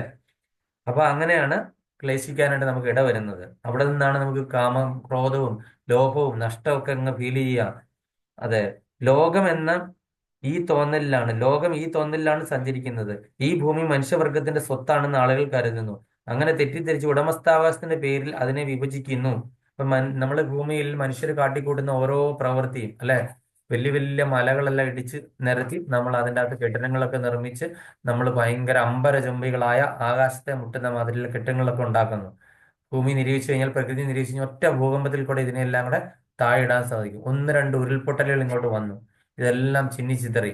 അപ്പൊ നമ്മൾ എന്താണ്, ഇതിന്റെയൊക്കെ ഈ വെള്ളത്തിന്റെയൊക്കെ ചാലിനെയൊക്കെ നമ്മൾ അടച്ചു കഴിഞ്ഞ് ഈ വെള്ളമൊക്കെ കെട്ടി നിറഞ്ഞു കഴിയുമ്പോൾ അത് ഉരുൾപൊട്ടലായിട്ട് വരുന്നു അല്ലെ, സുനാമി ആയിട്ട് വരുന്നു. അതുപോലെ തന്നെ ഈ COVID-19 കൊറോണയുടെ വൈറസ് ആയിട്ട് വരുന്നു. ഏതെല്ലാം രീതിയിലാണ് പ്രകൃതി റെസിപ്രോക്കേറ്റ്, നമ്മൾ പ്രകൃതിയെ അങ്ങോട്ടേക്ക് ദ്രോഹിക്കുമ്പോൾ പ്രകൃതി എന്താണ്, ഒരു സമയം അതിനെല്ലാം റെസിപ്രോക്കേറ്റ് ചെയ്യുന്നു തിരിച്ച് അല്ലെ. പ്രകൃതിയുടെ നിയമങ്ങൾക്ക് എന്താണ്, ഒരാൾക്കും ഒരു സയൻസിനോ, ഇപ്പോൾ ഭഗവാൻ പോലും പ്രകൃതിയുടെ ആ ഒരു നിയമത്തിന്റെ മറിച്ചിടം ഭഗവാൻ പോലും പ്രയത്നിക്കുന്നില്ല. കാര്യം പ്രകൃതിക്ക് സ്വയംഭരണാവകാശം കൊടുത്തിരിക്കുകയാണ് ഭഗവാൻ ദുർഗാദേവിക്ക് അല്ലെ. അപ്പൊ അതിൻ്റെതായ സമയത്ത് സന്തുലിതാവസ്ഥ നിലനിർത്താൻ വേണ്ടിയിട്ട് പ്രകൃതി അതിൻ്റെതായ കാര്യങ്ങൾ തക്കതായ സമയത്ത് ചെയ്തുകൊണ്ടിരിക്കും. ഭഗവാൻ പോലും പ്രകൃതിയുടെ പ്രവർത്തനങ്ങളിൽ ഇടപെടുന്നില്ല. അപ്പം അതുകൊണ്ടാണ് ഭഗവാന്റെ ഭക്തരെന്നോ അഭക്തരെന്നോ പ്രകൃതി ശോഭിച്ചു കഴിഞ്ഞു കഴിഞ്ഞാൽ അവിടെ വ്യത്യാസമില്ല. കാര്യം ഭഗവാന്റെ ഭക്തരെന്താണ്, അവരുടെ ഹൃദയവും ആത്മാവും എന്താണ്, അവരുടെ അത് മാത്രമേ ഭഗവാൻ കാണുന്നുള്ളൂ. അവരെ എടുത്തുകൊണ്ട് ഭഗവാൻ പോകുന്നു. നമ്മൾ പ്രകൃതി ക്ഷോഭത്തിൽ അകപ്പെട്ടാൽ, ഒരു ഫ്ലൈറ്റിൽ ആക്സിഡന്റ് പറ്റിയാലോ കൃഷ്ണഭക്തരെന്നോ വ്യത്യാസമില്ല. എല്ലാവർക്കും ചിലപ്പോൾ കൃഷ്ണഭക്തരുടെ കാരുണ്യം കൊണ്ട് ആ ഒരു ഫ്ലൈറ്റിന്റെ ഒരു ആക്സിഡന്റോ അല്ലെങ്കിൽ ഒരു ബസ്സിന്റെ ആക്സിഡന്റ് വരാണ്ടിരുന്നത് ഒന്ന് ചെറിയ രീതിയിൽ ഒരു തട്ടുമുട്ടുമൊക്കെ ആയിട്ട് മാറി രക്ഷപ്പെടും. ചില സമയത്ത് എന്താണ്, ഈ ഒരു സാഹചര്യത്തിൽ അത് വന്നേ എന്തുള്ളതെങ്കിൽ പ്രകൃതിയുടെ ആ നിയമത്തിൽ ഭഗവാൻ പോലും കൈകടത്തത്തില്ല. പ്രകൃതിയെ ഞാൻ സ്വയമേവ ഭരിക്കാനായിട്ട് വിട്ടിരിക്കുകയാണെന്നാണ് ഭഗവാൻ പല ശ്ലോകങ്ങളിൽ ഇവിടെ പറഞ്ഞിരിക്കുന്നത് അല്ലെ. അപ്പൊ അതുകൊണ്ട് ഭഗവാൻ പോലും അതിൽ കൈകടത്തത്തില്ല, പ്രകൃതിക്ക് സ്വയംഭരണാവകാശം കൊടുത്തിരിക്കുകയാണ് അല്ലെ. അപ്പൊ പ്രകൃതി അതിന്റെ സന്തുലനാവസ്ഥയെ എപ്പോഴാണ് വേണ്ടതെന്ന ആ രീതിയിൽ നമ്മൾ പ്രകൃതിയെ കൂടുതൽ ദ്രോഹിച്ചു കഴിഞ്ഞാൽ പ്രകൃതി കൂടുതൽ നമുക്ക് തിരിച്ചടിക്കും, പ്രളയവും മഴയൊക്കെ ആയിട്ട്. അപ്പൊ ഒരു സയൻസിനോ ഒരു ശാസ്ത്രത്തിനോ അമേരിക്ക എത്ര ഉപഗ്രഹം വിക്ഷേപിച്ചു കഴിഞ്ഞാലോ ഇതുപോലെ കൊടുങ്കാറ്റിനെയോ പേമാരിയോ അതിനെയൊന്നും നിയന്ത്രിക്കാനോ ഒന്നും സാധിക്കത്തില്ല. ഇതൊക്കെ ഉണ്ടാക്കാനായിട്ട് മനുഷ്യർക്ക് ഒട്ടും സാധിക്കത്തുമില്ല. പ്രകൃതി ഉണ്ടാക്കുന്നതിനെ ഈ തിരമാലകളെ സുനാമിയോ ഒന്നും ഒരിക്കലും തടഞ്ഞു നിർത്താനായിട്ട് മനുഷ്യരുടെ ഒരു വിദ്യക്ക് എത്ര കാലം എടുത്തു കഴിഞ്ഞാലും സാധിക്കത്തുമില്ല. അപ്പൊ അതുകൊണ്ട് നമ്മൾ മനസ്സിലാക്കേണ്ടത്, ഈ പ്രകൃതി ശക്തികളിൽ ഈവൻ മനുഷ്യരുടെ ദ്രോഹം കൊണ്ട്, മനുഷ്യരുടെ ആ പ്രവൃത്തി കൊണ്ട് ഈ പ്രകൃതി ശക്തികൾ തിരിച്ചടിക്കുമ്പോൾ നമ്മൾ എന്താണ്, അതിന്റെ ആ ശരിയായിട്ടുള്ള ഉറവിടം എവിടുന്നാണ് എന്ന് മനസ്സിലാക്കി ഇരിക്കുവാണെന്നുണ്ടെങ്കിൽ ആ പ്രകൃതി ശക്തിയിൽ പെട്ടെന്ന് നമ്മുടെ ശരീരം വിട്ടുപോയാലും എന്താണ്, ഭഗവാൻ നമ്മളുടെ ആത്മാവിനെ അത് ചെല്ലേണ്ടിടത്തേക്ക് കൊണ്ടുപോകും. ഇതാണ് നമ്മൾ വിചാരിക്കുന്നത്. അപ്പൊ അവിടെ ഭഗവത് ഭക്തനെന്നോ അഭക്തനെന്നോ ഒരു വ്യത്യാസം ആ പ്രകൃതിക്ക് ഉണ്ടാകത്തില്ല. കാര്യം എന്താണ്, പ്രകൃതി എന്താണ്, എല്ലാവരെയും ഒരേ രീതിയിലാണ് കാണുന്നത് അല്ലെ. അപ്പൊ ആര് പ്രവൃത്തി ചെയ്താലും, നമ്മുടെ കൂട്ടത്തിലുള്ള ആര് ചെയ്തു കഴിഞ്ഞാലും എല്ലാവർക്കും കൂടിയാണ് അത് അനുഭവിക്കേണ്ടി വരുന്നത്. ആ ഒരു കാര്യം നമ്മൾ ശ്രദ്ധിച്ചോണം. ഞാനൊന്നും ചെയ്തില്ല, പിന്നെ എന്തുകൊണ്ടാണ് ഒരു വെള്ളപ്പൊക്കം വരുമ്പോഴത്തേനും അവിടെ ഒരാളെ മാത്രം, ഇയാൾ ഒരു പ്രവൃത്തിയും ചെയ്തില്ല, അയാളെ മാത്രം നിലനിർത്തി ഒരു ദ്വീപ് പോലെ നിലനിർത്തിയിട്ട് ബാക്കിയുള്ളവരെ എടുത്തുകൊണ്ട് പോകാനൊന്നും സാധ്യമല്ല. അപ്പൊ നിങ്ങൾക്ക് ഇപ്പം മനസ്സിലായി കാണും അല്ലെ. അപ്പൊ അതുകൊണ്ട് തെറ്റിദ്ധരിച്ചു ഉടമസ്ഥാവകാശത്തിന്റെ പേരിൽ അതിനെ വിഭജിക്കുകയും ചെയ്തു. മനുഷ്യവർഗത്തിന്റെ ഉടമാവകാശത്തിന്റെ കീഴിലാണ് ഭൂമി എന്ന മിഥ്യാധാരണ ഉപേക്ഷിച്ചേ തീരൂ. എന്നാൽ കുടുംബ, രാഷ്ട്ര, സമൂഹം എന്നിവയെ സംബന്ധിച്ചുള്ള മമതകളും തനിയെ നീങ്ങും. ഇത്തരം ബന്ധങ്ങളാണ് മനുഷ്യനെ ഭൗതികമാകുന്ന കുടുക്കിൽപ്പെടുത്തുന്നത്. ഇവയിൽ നിന്ന് മുക്തി നേടണം. ആധ്യാത്മിക ജ്ഞാനം വളർത്താൻ എന്താണ് തൻ്റെതെന്നും തൻ്റെതല്ലാത്തെന്നുള്ള അറിവ് സമ്പാദിച്ചു കഴിഞ്ഞാൽ, വസ്തുക്കളെ അതേപടി അറിയാൻ കഴിഞ്ഞാൽ, സന്തോഷ സന്താപങ്ങൾ സുഖദുഃഖങ്ങളായ ആദ്യായ ദ്വന്ദ്ങ്ങളിൽ നിന്ന് മുക്തി ലഭിക്കും. ജ്ഞാനത്തിന് പൂർണ്ണത വരും. ഭഗവാന് സ്വയം സമർപ്പണം ചെയ്യാനും സാധിക്കും. അപ്പൊ ഈ ദ്വന്ദ്ങ്ങളിൽ നിന്നും എല്ലാം നമ്മൾ മുക്തി നേടിക്കഴിഞ്ഞാൽ മാത്രമേ ഭഗവാന് നമ്മളെ തന്നെ സമർപ്പിക്കാനായിട്ട് സാധിക്കത്തുള്ളൂ. അത് എങ്ങനെ സമർപ്പിക്കണം എന്ന് വെച്ച് കഴിഞ്ഞാൽ, നമ്മൾ ഭക്തിയുത സേവനം ചെയ്യുക. നമ്മൾ ചെയ്യുന്ന ഓരോ കാര്യങ്ങളും കൃഷ്ണാർപ്പണമായിട്ട് ചെയ്യുക. കൃഷ്ണാർപ്പണമായിട്ട് ചെയ്യാനായിട്ട് നമുക്ക് ചെയ്യണമെങ്കിൽ അത് ചെയ്യണമെങ്കിൽ പ്രാക്ടീസ് ആവശ്യമാണ്, സാധന ആവശ്യമാണ്. സാധനയിൽ കൂടെ വളരെയധികം പരിശ്രമത്തിൽ കൂടെ മാത്രമേ നമുക്ക് കൃഷ്ണന് വേണ്ടിയിട്ട് സേവ ചെയ്യാനായിട്ട് സാധിക്കത്തുള്ളൂ. അപ്പോൾ നിങ്ങൾക്ക് ഓരോരുത്തർക്കും ആ ഒരു പ്രാക്ടീസ് മുഖാന്തരം, ഞങ്ങളിപ്പോൾ 8 വർഷമായിട്ട്, ദീപാമാതയ്ക്ക് അറിയാം, ഏകദേശം 8 വർഷമായിട്ട് പ്രാക്ടീസ് ചെയ്തുകൊണ്ടിരിക്കുക. അപ്പം നമുക്ക് എത്രമാത്രം ചെയ്യാൻ പറ്റുന്ന മാതാജിക്കും എനിക്കും അറിയാം, നമ്മൾ എത്ര പെർസെൻറ്റേജ് ഭഗവാന്റെ സേവയിലേക്ക് എത്തിയിട്ടുണ്ട് ഇത്രയും വർഷമായിട്ട് പ്രാക്ടീസ് ചെയ്താലും. അപ്പം നമ്മൾ ഒട്ടും വൈകിട്ടില്ല. ഇനിയെങ്കിലും ചെയ്തിട്ടില്ലാത്തവർ ഇനിയെങ്കിലും ചെയ്യുക. നമ്മളല്ല ഡൂവർ, അല്ലെങ്കിൽ നമ്മളാണ് പ്രവൃത്തികളൊക്കെ ചെയ്യുന്നത് നമ്മളാണ് എന്നുള്ള ആ ഒരു ധാരണയും നമ്മളെ അഹങ്കാരവും ഒക്കെ തന്നെ നമ്മൾ എടുത്തു കളയാം. നമ്മൾ എന്താണ്, സെൽഫിയുടെ യുഗത്തിൽ നമ്മൾ ഇതല്ല നമ്മളുടെ പ്രൗഢിയും ഇതും കൊണ്ടൊന്നും അല്ല ഈ പ്രപഞ്ചവും ഇതെല്ലാം നിലനിൽക്കുന്നതും. ചിലർ പറയും ഉം, ഞാൻ എൻ്റെ തലയിലാണ് ഇതൊക്കെ എടുത്ത് നടക്കുന്നത് എന്നുള്ളൊരു ധാരണ ഈവൻ ഞാൻ അടക്കം ആൾക്കാർ വിചാരിച്ചിട്ടുണ്ട് അല്ലേ. പക്ഷെ അതൊന്നും നമ്മളല്ല. ഇതെല്ലാം പരമജീവോത്തമ പുരുഷനായ ഭഗവാനാണ്. ഈശ്വര പരമകൃഷ്ണ സച്ചിദാനന്ദ വിഗ്രഹ അനാദിർ ആദിർ ഗോവിന്ദ സർവകാരണ കാരണം. എല്ലാ കാരണത്തിനും കാരണം ഞാൻ തന്നെയാണ് എന്നുള്ള ഉറച്ച വിശ്വാസം ഉണ്ടെന്നുണ്ടെങ്കിൽ, ഞാൻ എന്ന് പറഞ്ഞു കഴിഞ്ഞാൽ ഭഗവാനാണ് എന്ന് ഭഗവാൻ പറഞ്ഞിരിക്കുന്ന ബ്രഹ്മസംഹിതയിൽ അല്ലേ, ഒരു ഇല പോലും ഭഗവാന്റെ ഇച്ഛയില്ലാതെ അനങ്ങത്തില്ല, അല്ലെങ്കിൽ ഭഗവാൻ അറിയാതെ അനങ്ങത്തില്ല എന്ന് ഉള്ള ഉറച്ച ധാരണ നമ്മുടെ ഉള്ളിലുണ്ടെങ്കിൽ, നമ്മളുടെ പ്രവൃത്തിയെ നമ്മൾ വളരെ സാവധാനം നമ്മൾ നന്നാക്കി പരിപോഷിപ്പിച്ചിട്ട് നമ്മളുടെ പ്രവൃത്തിയും നമ്മളുടെ മനോഭാവവും നമ്മുടെ ആറ്റിറ്റ്യൂഡും എല്ലാം തന്നെ നമുക്ക് ഭഗവാനിലേക്ക് സമർപ്പിക്കാനായിട്ട് സാധിക്കും. അതുപോലെ ദ്രൗപദി ഭഗവാനിലേക്ക് സമർപ്പിച്ചെന്താണ് ശരണാഗതിയായിരുന്നു വസ്ത്രാക്ഷേപ സമയത്തല്ലേ. ആരും രക്ഷിക്കാനുണ്ടായിട്ടില്ല. ഭർത്താക്കന്മാർ 5 പേരുണ്ട്. വളരെ വില്ലാളി വീരന്മാരായിട്ടുള്ള 5 ഭർത്താക്കന്മാർക്കോ അതുപോലെ തന്നെ പിതാമഹനായിട്ടുള്ള ഭീഷ്മാചാര്യരോ ആ, സ്വന്തം അച്ഛന്റെ സ്വന്തം സുഹൃത്തും അതുപോലെ തന്നെ ഗുരുവായ ദ്രോണാചാര്യരോ ഒന്നും തന്നെ ദ്രൗപദിയെ രക്ഷപ്പെടുത്താൻ ഉണ്ടായിട്ടില്ല അല്ലേ. അപ്പൊ ആദ്യമൊക്കെ ദ്രൗപദി വിചാരിച്ചു എന്റെ സ്വന്തം കഴിവ് കൊണ്ട് എനിക്ക് ഈ ദുശാസനന്റെ ആ പിടിയിൽ നിന്ന് രക്ഷപ്പെടാൻ സാധിക്കുമെന്ന്. അപ്പൊ അങ്ങനെ ആ സ്വന്തം പിടിയില് നിന്ന് രക്ഷപ്പെടാനായിട്ട് സാധിക്കത്തില്ല എന്ന് ഭർത്താക്കന്മാർക്കോ ബന്ധുജനങ്ങൾക്കോ ആർക്കോ രക്ഷിക്കാൻ സാധ്യമല്ല എന്ന് മനസ്സിലാക്കി കഴിഞ്ഞപ്പോൾ എന്താണ് ചെയ്തത്? 2 കൈയും അങ്ങ് ഉയർത്തി ശരണാഗതി അല്ലേ. അപ്പൊ ആ ശരണാഗതി അങ്ങ് ഉയർത്തി കഴിഞ്ഞപ്പോൾ എന്താണ്, എന്റെ ഈ വസ്ത്രമോ ശരീരമോ ഒന്നും തന്നെ എനിക്ക് പ്രശ്നമല്ല, ഈ ഒരു നാണക്കേടോ ഇതൊന്നുമേ എനിക്ക് പ്രശ്നമല്ല, ഇത് ഞാൻ ആരെ ആശ്രയിക്കണം എന്ന് ദ്രൗപദിക്ക് മനസ്സിലായി. അപ്പൊ എന്താണ്, ഹൃദയത്തിലിരിക്കുന്ന ഭഗവാനെ വിളിച്ചു. ദ്വാരകാധീശ കൃഷ്ണ എന്നാണ് വിളിച്ചുകൊണ്ടിരുന്നത്. ദ്വാരകയിൽ നിന്ന് ഭഗവാൻ എത്തിച്ചേരണമെങ്കിൽ സമയമെടുക്കും. സ്വന്തം ഹൃദയത്തിൽ നിന്ന് ഇറങ്ങി വരാനായിട്ട് യാതൊരു ബുദ്ധിമുട്ടുമില്ല. തൊട്ടടുത്ത് ഞാൻ നിൽക്കുകയല്ലേ. രുക്മിണി ദേവി പറയുന്നുണ്ട്, എന്തുകൊണ്ട് ഭഗവാനെ നിന്റെ ഏറ്റവും അടുത്ത ഭക്തിയായ ദ്രൗപദി നിന്നെ വിളിച്ചിട്ട് നീ പോകുന്നില്ല, നീ ഇത്ര കഠോര ഹൃദയനാണോ എന്ന് രുക്മിണി ദേവി ചോദിച്ചിട്ട് ഭഗവാൻ പറയുന്നു, വരട്ടെ, സമയമാകട്ടെ. അവള് ദ്വാരകയിൽ ഇരിക്കുന്ന എന്നെയാ വിളിക്കണ്ടേ. ഞാൻ ഇവിടുന്ന് കുതിര ഓടിച്ച് അവിടെ വരെ ചെല്ലണമെങ്കിൽ എത്ര ദിവസം എടുക്കും? അപ്പോഴത്തേനും അവളുടെ വസ്ത്രം എല്ലാം പോയി കഴിഞ്ഞിരിക്കുന്നു.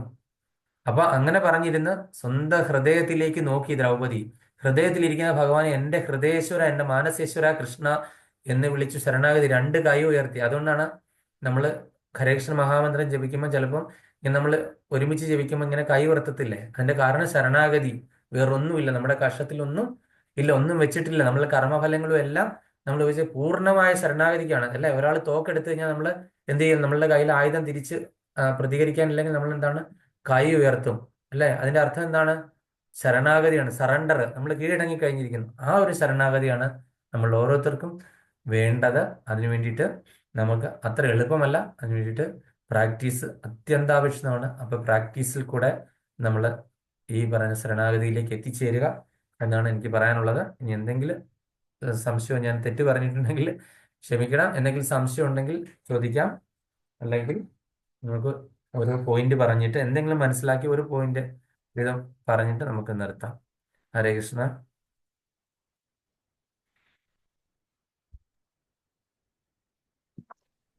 കൃഷ്ണ പ്രഭു. ഹരേ ഹരേ കൃഷ്ണ മാതാജി. പ്രഭു മുമ്പേ ആ ഇത് പറഞ്ഞില്ലായിരുന്നു, ബ്രഹ്മദേവൻ ജപ്പോദ ശിവകൃഷ്ണ, അതൊന്ന് പറയാൻ പറ്റുമോ പ്രഭു? അത് നമുക്ക് ഞാൻ ഒരുപാട് ക്ലാസ്സിൽ ആയിരുന്നു. ഒരുപാട് സമയം എടുത്താണ്. ഞാൻ അതിന്റെ ഒരു ചാർട്ട് ഉണ്ടായിരുന്നു, ഞാനത് ഷെയർ ചെയ്യുകയും ചെയ്യാം. അത് ഭഗവാനിൽ നിന്ന്, രാധാകൃഷ്ണന്മാരിൽ നിന്ന്, ഗോലോക വൃന്ദാവനത്തിൽ നിന്ന് തുടങ്ങുന്നു. അതിന്റെ താഴെ ഭഗവാന്റെ ആദ്യത്തെ എക്സ്പാൻഷൻ അല്ല, ബലരാമൻ.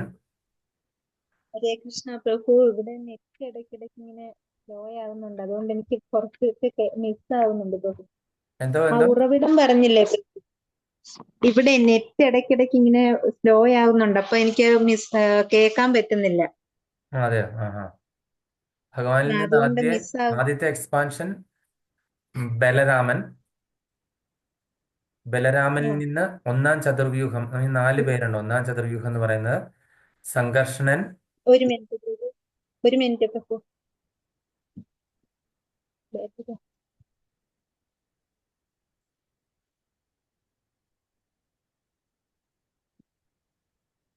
പ്രഭു അല്ലെങ്കിൽ സമയമില്ലെങ്കിൽ പ്രഭു എനിക്കതൊന്ന് എഴുതി ഒന്ന് ഞാൻ ഷെയർ ചെയ്യാം ഇതിട്ടാലും മാതാജി, മതി. ഞാൻ ഷെയർ ചെയ്തേക്കാം. അത് മതി. ഉം. അതൊന്ന് എഴുതി അങ്ങനെ ഒന്ന് ചെയ്തേക്കാവോ പ്രഭു? ഞാൻ എന്റെ ചാർട്ട് തന്നേക്കാം മാതാജി. ചാർട്ട് തന്നാ മതി. ചാർട്ട് ശരി. ഞാനിപ്പോ ജസ്റ്റ് പറഞ്ഞു നോക്കാം, മാതാജി എഴുതിയെടുക്കണം, ഞാൻ ചാർട്ട് അയച്ചു തരാം. ഞാൻ ഇപ്പൊ തന്നെ അയച്ചേക്കാം. ആ ആദ്യം ബലരാമൻ, പിന്നെ സംഘർഷണൻ, പ്രദ്യുമ്നൻ, അനിരുദ്ധൻ, വാസുദേവൻ. ആ അത് കഴിഞ്ഞിട്ട് നാരായണൻ. സംഘർഷനിൽ നിന്ന് നാരായണൻ ഉണ്ടായി.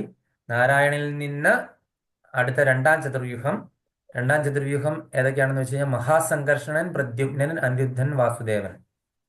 അങ്ങനെ ചതുർവ്യൂഹത്തിലെ മഹാസംഘർഷനിൽ നിന്ന് പുരുഷാവതാരങ്ങൾ 3 പേര്: കാരണോദശകായ വിഷ്ണു, ഗർഭോദശകായ വിഷ്ണു, ക്ഷീരോദശകായ വിഷ്ണു. അതിലെ കാരണോദശക വിഷ്ണുവിന്റെ ശരീരത്തിൽ നിന്നാണ് അനന്തകോടി ബ്രഹ്മാണ്ടങ്ങൾ ഉണ്ടാകുന്നത്. അതിലെ ഓരോ ബ്രഹ്മാണ്ടത്തിലും ഓരോ ഗർഭോദശകായ വിഷ്ണു പ്രവേശിക്കുന്നു. അദ്ദേഹത്തിന്റെ പുക്കിൾക്കുടിയിൽ നിന്ന് വരുന്ന താമരത്തണ്ടിയിലാണ് ഈ 14 ലോകങ്ങളും കണക്ട് ചെയ്തിരിക്കുന്നത്. അതിന്റെ താമരയില് ആദ്യത്തെ ജീവാത്മാവായ ബ്രഹ്മദേവൻ പൂജാതനായി. ബ്രഹ്മദേവൻ വരെയുള്ള സൃഷ്ടിയാണ് സർഗസൃഷ്ടി എന്ന് പറയുന്നത്, പ്രൈമറി സൃഷ്ടി. അത് കഴിഞ്ഞ് സെക്കൻഡറി സൃഷ്ടി, ബ്രഹ്മദേവനിൽ നിന്ന് പിന്നീട് 26 മൂലകങ്ങളൊക്കെ കൊണ്ട് ബ്രഹ്മദേവൻ നടത്തിയ സൃഷ്ടി, അതാണ് വിസർഗ സൃഷ്ടി എന്ന് പറയുന്നത്.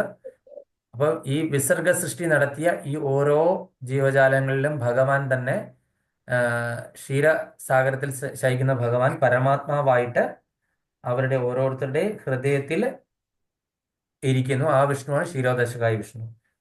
എന്നിട്ട് പിന്നെ ബ്രഹ്മദേവനിൽ നിന്ന് സൃഷ്ടി നടത്തി എന്തൊക്കെയാണ്?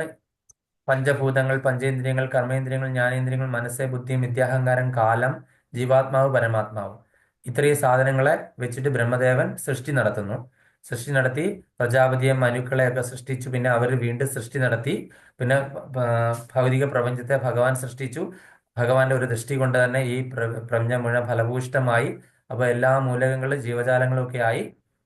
അങ്ങനെയാണ് സൃഷ്ടി തുടർന്നു പോകുന്നത്, അല്ലേ? അപ്പൊ ആ ഒരു സൃഷ്ടി, ഇത്രയും മൂലകങ്ങളൊക്കെ വെച്ചിട്ട് ബ്രഹ്മദേവൻ നടത്തിയ ആ സൃഷ്ടിയില് അതിലെ ഇൻഗ്രീഡിയൻസ് കൊടുത്തത് ഭഗവാനെ തന്നെ. എങ്ങനെയാണ് മിക്സ് ചെയ്യേണ്ടതെന്നും പറഞ്ഞു. അത് ബ്രഹ്മദേവൻ അത് ഇളക്കി ആ കറി ഒന്ന് പാകം ചെയ്തത് മാത്രമേ ഉള്ളൂ. ബാക്കി എല്ലാം ചെയ്തത് ഭഗവാൻ തന്നെയാണ്. അത് നമ്മൾ കഴിഞ്ഞ ക്ലാസ്സിൽ കണ്ടായിരുന്നു. ബ്രഹ്മദേവന് 4 തലയാണോ 5 തലയാണോ? 4 നാൻമുഖനായിട്ടുള്ള ബ്രഹ്മമാണ്. ഞാൻ മാതാജി മഹാ അഖിലിന് ഷെയർ ചെയ്തിട്ടുണ്ട് ഇപ്പൊ. പറഞ്ഞോളൂ. മഹാദേവൻ ഒരു തല എടുത്ത് കളഞ്ഞ അങ്ങനെ ഒരു കഥ പണ്ട് കേട്ടതായിട്ട് ഓർമ്മയില്ല. 5 തലയായിരുന്നു പണ്ട്, പിന്നെ ഒരു തല. അത് നമ്മള് ഈ പറയുന്ന ബ്രഹ്മദേവന് 5 തല എന്ന് ഞാനും കേട്ടിട്ടുണ്ട്. 5 തല, ഒരു തല അഹങ്കാരം കൊണ്ട് എടുത്ത് കളഞ്ഞു എന്ന്. പക്ഷെ ഇതിൻ്റെ അത് നമ്മൾ ഭാഗവത്തിൽ പറയുന്നത് 4 സ്ഥലത്തേക്കും തിരിഞ്ഞു നോക്കി എന്താണെന്ന് അറിയാൻ വയ്യാതെ. അപ്പൊ അങ്ങനെ 4 തലയുണ്ടായി. അത് 4 വേദങ്ങള്. അങ്ങനെയാണ് നമ്മുടെ ഇതിനകത്ത് പറയുന്നത്. 4 തല, 4 സ്ഥലത്തേക്കും തിരിഞ്ഞു നോക്കി. ആദിയിൽ അപ്പൊ ഒന്നുമില്ല, ശൂന്യമായിട്ട് കിടക്കുന്ന ഭഗവാന്റെ പൊക്കിളിൽ വന്ന താമരത്തണ്ടിൽ താമരപ്പൂ ഉണ്ടായി. അതിൽ ജീവാത്മാവായ ബ്രഹ്മദേവൻ പൂജാതനായിട്ട് അദ്ദേഹം ചുറ്റോടിയിട്ട് നോക്കിക്കഴിയുമ്പോൾ വെള്ളം മാത്രമേ കാണുന്നുള്ളൂ. അപ്പൊ അതുകൊണ്ടാണ് 4 സ്ഥലത്തും തിരിഞ്ഞു നോക്കിയപ്പോഴാണ് 4 മുഖം ഉണ്ടായത്. അങ്ങനെ ഇതിന്റെ ഉത്ഭവം അറിയാനായിട്ട് അദ്ദേഹം താമരത്തണ്ടിൽ കൂടെ ഉള്ളിലേക്ക് വന്നു. അത് കഴിഞ്ഞ് താഴെയും മേളിലും അറിയാൻ പറ്റാതെ വീണ്ടും അദ്ദേഹം വിഷമിച്ചിരുന്ന സമയത്താണ് ആദിയിൽ വചനമുണ്ടായത്, തപ എന്ന് പറയുന്ന ശബ്ദം. ആ തപ എന്ന് പറഞ്ഞാൽ അദ്ദേഹം മെഡിറ്റേറ്റ് ചെയ്ത് അദ്ദേഹത്തിന് ജ്ഞാനവാനായി കഴിഞ്ഞപ്പോൾ ഭഗവാൻ എന്ത് ചെയ്തു? അദ്ദേഹത്തിന് ഗായത്രി ഉപദേശിച്ചു കൊടുത്ത് അദ്ദേഹം എന്ത് ചെയ്തു? ഈ ജ്ഞാനം അദ്ദേഹത്തിന്റെ മാനസപുത്രനായ നാരദമുനിക്ക് പറഞ്ഞു കൊടുത്തു. നാരദമുനി അദ്ദേഹത്തിന്റെ ശിഷ്യനായ വ്യാസദേവന് പറഞ്ഞു കൊടുത്തു. വ്യാസദേവൻ എന്ത് ചെയ്തു? അത് 4ആയിട്ട് പകുത്തു ഈ ജ്ഞാനത്തെ, ഈ വേദത്തെ. ഋഗ്വേദം, യജുർവേദം, സാമവേദം, അഥർവവേദം. അപ്പം വേറൊരു കഥയിൽ ഏതോ ഒരു പുരാണത്തിൽ ഇങ്ങനെ ഈ മഹാദേവനും ഉണ്ടോ പ്രഭു? അതിന്റെ ചാർട്ട് ഉണ്ടോ പ്രഭു? ഏതാ അതിന്റെ ചാർട്ട് ഉണ്ടോ? ഗായത്രി ഉപദേശിച്ചു കൊടുത്തതിന്റെ ആ ഒരു പരമ്പരയുടെ. അത് എൻ്റെ കയ്യിൽ ഇല്ല. എപ്പോഴോ ഒരു ഇതിനകത്ത് വന്നിട്ടുണ്ടായിരുന്നു ഒരു പോസ്റ്റ്, ഞാൻ സേവ് ചെയ്തിട്ടില്ല. അത് ഉണ്ടെങ്കിൽ അത് എടുക്കണം. ഇങ്ങനെ ഈ ഒരു സൃഷ്ടിയുടെ ഭാഗവതത്തിൽ അത് നമ്മളുടെ ബിന്ദുമതി രാധാദേവി ദാസി മാതാജി അൽക്കോറിലുള്ള ആ മാതാജിയാണ് ഇതിന്റെ എക്സ്പെർട്ട്. ഞാൻ മാതാജിയോട് ചോദിച്ചു നോക്കട്ടെ മാതാജിയിൽ ഉണ്ടോ. മാതാജി വലിയ സെമിനാറൊക്കെ എടുക്കുന്നതാണ്. ഈ ഒരു സബ്ജക്റ്റിൽ ഡോക്ടറേറ്റ് ആണ് അവർ. അപ്പം ഞാൻ പറഞ്ഞു വന്നത്, ഈ പറയുന്ന ബ്രഹ്മദേവന്റെ അത് പ്രഭു ഞാൻ വേറെ ഏതോ പുരാണത്തിലോ ഏതോ കേട്ടിട്ടുണ്ട്. കഥകളിലോ അങ്ങനെ പറഞ്ഞിട്ടുണ്ട്. അത് ചിലപ്പോൾ ഏതെങ്കിലും ഒരു കൽപ്പത്തിൽ ബ്രഹ്മദേവന്റെ ഏതെങ്കിലും കൽപ്പത്തിൽ സംഭവിച്ചിട്ടുണ്ടായിരിക്കാം. അതിനെപ്പറ്റി ആധികാരികമായിട്ട് എനിക്ക് പറയാനായിട്ട് അറിയില്ല. ഞാൻ കേട്ടിട്ടുണ്ട് ഈ കഥ. അതായത് മഹാദേവനും ബ്രഹ്മദേവനും തമ്മിൽ തർക്കം ഉണ്ടായി. അവരൊരു ശിവലിംഗത്തിന്റെ ശിവലിംഗത്തിന്റെ താഴ്ച അറിയാനായിട്ട് ആം, താഴ്ച അറിയാനായിട്ട് പന്നിയുടെ രൂപം സ്വീകരിച്ചിട്ട് മഹാവിഷ്ണു അതിന് താഴേക്ക് പോകുന്നു. അതിന്റെ മുകളിലേക്ക് പോകാനായിട്ട് അരയന്നത്തിന്റെ മുകളിൽ ബ്രഹ്മദേവൻ പോകുന്നു. അപ്പം ബ്രഹ്മദേവൻ അതിന്റെ ഉയരം കണ്ടെത്താനായിട്ട് പറ്റിയില്ല ശിവലിംഗത്തിന്. അപ്പൊ ബ്രഹ്മദേവൻ അവിടെ വെച്ചിട്ട് കളവ് പറയുന്നു അല്ലെ. അപ്പൊ കൈതപ്പൂവിനെ വിളിച്ചു, കൈതപ്പൂവ്. അതുകൊണ്ടാണ് കൈതപ്പൂവ് പിന്നെ പൂജയ്ക്ക് ഉപയോഗിക്കാത്തത്. മഹാദേവന്റെ ശാപമാണ് ഒരു പൂജയ്ക്ക് ഉപയോഗിക്കാത്തത്. അപ്പൊ കൈതപ്പൂവിനോട് പറഞ്ഞു, ഞാന് അവിടെ നിന്ന് എടുത്താണെന്ന് പറഞ്ഞ് കള്ളം പറയാനായിട്ട്. അങ്ങനെ കൈതപ്പൂ കള്ളം പറഞ്ഞുകൊണ്ടാണ് കൈതപ്പൂവിന് ശാപം കിട്ടിയത്. എന്താണ് അതായത് ഉച്ചിയിലെത്തി എന്ന് പറഞ്ഞു. ഈ ശിവലിംഗത്തിന്റെ അഗ്രം കണ്ടു പിടിച്ചു, അവിടെ നിന്ന് എടുത്താണെന്ന് പറഞ്ഞ് കൈതപ്പൂവിനെ കൊണ്ട് ബ്രഹ്മദേവൻ കളവ് പറയിച്ചിട്ടാണ്. അങ്ങനെ ബ്രഹ്മദേവന്റെ ഒരു തല എടുത്ത് കളഞ്ഞു എന്ന് ഒരു കഥ ഞാൻ കേട്ടിട്ടുണ്ട്. അത് കഴിഞ്ഞിട്ട് വിഷ്ണു അതിന്റെ മൂലം അന്വേഷിച്ചിട്ട് പോയി പന്നിയുടെ രൂപത്തിൽ തിരിച്ചു വരുന്നതും ഉണ്ട്. അങ്ങനെ അപ്പൊ അങ്ങനത്തെ ഒരു കഥ ഉണ്ട്. അത് ഏത് പുരാണത്തിലാണ് ആധികാരികത ഉള്ളതാണോ അതോ ഇങ്ങനെ വെറും കഥയാണോ എന്നൊന്നും എനിക്ക് അറിയില്ല. ചിലപ്പോൾ ഏതെങ്കിലും പുരാണത്തിലോ ഏതെങ്കിലും ഒരു കല്പത്തിലോ ഇങ്ങനെ സംഭവിച്ചിട്ടുണ്ട്. ബ്രഹ്മദേവന്റെ ഓരോ കല്പത്തിലും ഇങ്ങനെ അവതാരങ്ങൾ നടക്കുന്നുണ്ട്. ഭഗവാന്റെ പല അവതാരങ്ങള്. ബ്രഹ്മദേവന്റെ ഒരു ദിവസം എന്ന് പറഞ്ഞാൽ എന്താണ്? ചതുർയുഗങ്ങള് 4 ചതുർയുഗങ്ങളിലൂടെ കൂടുന്നതാണ് ഒരു പകല്. അതുപോലെ തന്നെ ഒരു രാത്രി എന്ന് പറഞ്ഞാൽ വീണ്ടും ഒരു ചതുർയുഗം കൂടുന്നത്. അങ്ങനെ 24 hours ബ്രഹ്മദേവന്റെ എന്ന് പറഞ്ഞു കഴിഞ്ഞാൽ 4 ചതുർയുഗങ്ങൾ 8 ചതുർയുഗങ്ങൾ കൂടുന്നതാണ്. അങ്ങനെയാണ് ബ്രഹ്മദേവന്റെ ഒരു കൽപ്പം എന്ന് പറയുന്നത്. ആ ഒരു കൽപ്പത്തിൽ തന്നെ എത്ര അവതാരങ്ങൾ കഴിഞ്ഞു പോകുന്നുണ്ടെന്ന് അറിയോ? കലിയുഗം എത്ര വർഷമാണ്? 4,32,000 വർഷം. കലിയുഗത്തിന്റെ 4,32,000 ഇൻറ്റു 2, അതായത് 2 times കലിയുഗമാണ് ദ്വാപരയുഗം. അതുപോലെ തന്നെ 3 times കലിയുഗമാണ് ത്രേതായുഗം. 4 times കലിയുഗമാണ് എത്ര? ഒരു സത്യയുഗം അല്ലെങ്കിൽ കൃതയുഗം എന്ന് പറയുന്നത്. അതുപോലെ തന്നെ ഈ ചതുർയുഗങ്ങളിലെ ഈ 4 ചതുർയുഗങ്ങളും കൂടുന്നതാണ് ഒരു പകൽ. ഒരു രാത്രി, ബ്രഹ്മദേവന്റെ ഒരു രാത്രി എന്ന് പറഞ്ഞാൽ അടുത്ത 4 ചതുർയുഗങ്ങൾ. അപ്പൊ 8 ചതുർയുഗങ്ങളാണ് ബ്രഹ്മദേവന്റെ ഒരു ദിവസം. അതാണ് ഒരു കൽപ്പം എന്ന് പറയുന്നത്. അപ്പൊ ഓരോ കൽപ്പത്തിലും ഇങ്ങനെ ഒരുപാട് അവതാരങ്ങൾ ഉണ്ടാകുന്നുണ്ട്. അപ്പൊ അതിലൊക്കെ ചെറിയ ചെറിയ വ്യത്യാസങ്ങൾ വരാറുണ്ട്. നമ്മൾ അറിഞ്ഞിരിക്കുന്ന സ്റ്റോറി നമുക്കിപ്പോ ശ്രീമദ് ഭാഗവതത്തെ ആശ്രയിക്കാനേ പറ്റുള്ളൂ. അവിടെ പറഞ്ഞിരിക്കുന്ന മറ്റേ ഏതെങ്കിലും പുരാണങ്ങളിലോ എവിടെയെങ്കിലും പറഞ്ഞിട്ടുണ്ടെങ്കിൽ ആധികാരികത ഉണ്ടായിരിക്കാം. ഞാൻ അതിനെപ്പറ്റി അറിയില്ല, അല്ലെ ആരോടെങ്കിലും ചോദിച്ചിട്ട് പറയാം. ഹരേ കൃഷ്ണ. അടുത്ത എന്തെങ്കിലും ചോദ്യം?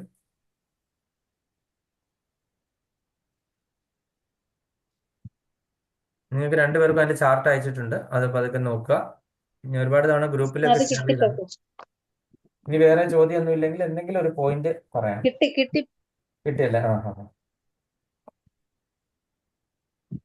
ആ പോയിന്റ് ആ ഭൗതിക ജീവിതമാകുന്ന വൃക്ഷത്തിന്റെ ബന്ധനത്തിൽ നിന്നും രക്ഷ കിട്ടാൻ കൃഷ്ണനെ തന്നെ ശരണം പ്രാപിക്കണം. കൃഷ്ണന് സ്വയം സമർപ്പിതനായ മനുഷ്യൻ ഭൗതിക പടപ്പിൽ നിന്നും താനേ മുക്തനാകുന്നു. ഹരി ബോൾ. ഹരേ കൃഷ്ണ. ഹരേ കൃഷ്ണ. മാതാജി. ഹരേ കൃഷ്ണ. ഉം. ചെറിയ ചെറിയ ഇന്ദ്രിയ തൃപ്തിക്ക് വേണ്ടി വലിയ വലിയ കാര്യങ്ങൾ നമ്മൾ ത്യജിക്കുകയാണ്. അതായത് പരമാത്മാവുമായുള്ള നമ്മുടെ ബന്ധം മറന്നു പോകുന്നു. ഉം. ഭൗതിക ജീവിതമാകുന്ന വൃക്ഷത്തിന്റെ ബന്ധനത്തിൽ നിന്നും മുക്തി നേടാൻ ഭഗവാനെ തന്നെ ശരണം പ്രാപിക്കുന്നു. ഹരേ കൃഷ്ണ. ദുരിതങ്ങളിൽ നിന്ന് എല്ലാം പുറത്തു വന്ന് പരമപുരുഷനിൽ എല്ലാം സമർപ്പിക്കുകയാണെങ്കിൽ അവന് എന്റെ പാദം പോകാമെന്ന് ഭഗവാൻ തന്നെ നമുക്ക് ഉറപ്പു നൽകുന്നുണ്ട്. ഹരി ബോൾ. ഈശ്വര പരമ കൃഷ്ണ സച്ചിദാനന്ദ വിഗ്രഹ അനാദർ ആദർ ഗോവിന്ദ സർവകാരണ കാരണം. എല്ലാ കാരണങ്ങളും കാരണം നമ്മളല്ല, ഭഗവാനാണ് എന്ന് മനസ്സിലാക്കുകയാണെന്നുണ്ടെങ്കിൽ നമ്മളുടെ ഈ മിഥ്യാഹങ്കാരവും ദ്വന്ദ്വങ്ങളിൽ നിന്നൊക്കെ നമ്മൾ പുറത്തു വരുവാണെന്നുണ്ടെങ്കിൽ ഭഗവാന് എന്താണ് പൂർണ്ണമായിട്ടും നമുക്ക് ആത്മസമർപ്പണം ചെയ്യാനായിട്ട് സാധിക്കും. നമ്മളുടെ ഉള്ളില് നമ്മൾക്ക് ഒരു ക്ഷേത്രത്തിൽ പോയിട്ട് നമുക്ക് നമസ്കരിക്കാൻ പറഞ്ഞാൽ നമ്മൾ ചുറ്റോടിയിട്ട് നോക്കും, മറ്റുള്ളവർ നോക്കുന്നുണ്ടോ, ഉറക്കെ ഒന്ന് നാമം ജപിക്കാൻ പറഞ്ഞു കഴിഞ്ഞാൽ നമ്മൾ ജപിക്കത്തില്ല. നമ്മളെ മിഥ്യാഹങ്കാരമല്ലേ. നമ്മൾ ഈ നാമം ജപിച്ച് കഴിഞ്ഞാൽ മറ്റുള്ളവരെ നമ്മൾ നോക്കുവോ, അല്ലെങ്കിൽ ഇതാണോ നമ്മളെ മിഥ്യാഹങ്കാരം. എനിക്കുള്ള കാര്യം ഞാൻ ഈ പറയുന്നത്, അല്ലെങ്കിൽ നിങ്ങൾക്കാർക്കും ഉണ്ടെന്നല്ല. ഇതെല്ലാം ഞാൻ പറഞ്ഞ കാര്യങ്ങളിലെ എന്റെ പ്രശ്നങ്ങളാണ് ഞാൻ ഈ പറഞ്ഞത് കേട്ടോ. അത് നിങ്ങളുടെ ആരെയല്ല അല്ല. എനിക്ക് ഇപ്പോഴും ഞാൻ ഫേസ് ചെയ്യുന്ന കാര്യങ്ങളാണ് ഞാൻ പറഞ്ഞത്. നമുക്ക് ഉറക്കം നാമം ജപിക്കാണ്ട് നമ്മൾ നാണക്കേട് ഒന്ന് മുട്ടുകുത്തി ആ ദണ്ഡ നമസ്കാരം ഒന്ന് ചെയ്യാനുണ്ട്. ദണ്ഡ നമസ്കാരം എന്ന് പറഞ്ഞാൽ വടി പോലെ കിടക്കണം. ദണ്ഡ് എന്ന് പറഞ്ഞാൽ വടി. അപ്പൊ അതുപോലെ ചെയ്യാനുണ്ട്. നമുക്ക് ശരീരത്തിൽ ചെളി പറ്റുവോ, നമ്മുടെ ഡ്രസ്സിൽ ചെളി പറ്റുവോ, അങ്ങനെയൊക്കെ പല രീതിയിലുള്ള മിഥ്യ ആ, ധാരണയാണ് നമുക്കല്ലേ. മിഥ്യയാണ് അതൊക്കെ അല്ലേ. അപ്പൊ ഈ നമ്മളുടെ മനസ്സിൽ തന്നെ ഓൾറെഡി കറയാണ് അല്ലേ. പിന്നെ ഈ പുറത്തു വരുന്ന ചെളിയിൽ എന്താണ് ഒരു ഇത് അല്ലേ. മനസ്സ് തന്നെ ഓൾറെഡി കറ പിടിച്ച് കിടക്കുകയാണ്. പിന്നെ നമ്മളുടെ ഈ പുറത്തുള്ള ഭൗതികമായിട്ടുള്ള ചെളിയിൽ എന്തിരിക്കുന്നു. ആദ്യം മനസ്സിനെ ക്ലീൻ ചെയ്യുക. അതിന്റെ ശാസ്ത്രമാണ് ഭഗവത്ഗീത. മനസ്സിനെ ക്ലീൻ ചെയ്യാനുള്ള ശാസ്ത്രമാണ് അല്ലേ. അപ്പൊ നമ്മള് അത് പഠിക്കുന്നതോടൊപ്പം തന്നെ നമ്മൾ മന്ത്രജപത്തിൽ കൂടെ മനസ്സിനെ ത്രാണനം ചെയ്യുക. അതാണ് ചെയ്യേണ്ടത്. ഹരേ കൃഷ്ണ. ഇവിടെ കൃപാസന്ധ പതിനാനാം പാവനേഭ്യോ വൈഷ്ണവേഭ്യോ നമോ നമഃ. അനന്തകോടി വൈഷ്ണവന്തി കീ ജായ്. അനന്തകോടി ആചാരവന്തി കീ ജായ്. ഹരേ കൃഷ്ണ. ഹരേ കൃഷ്ണ.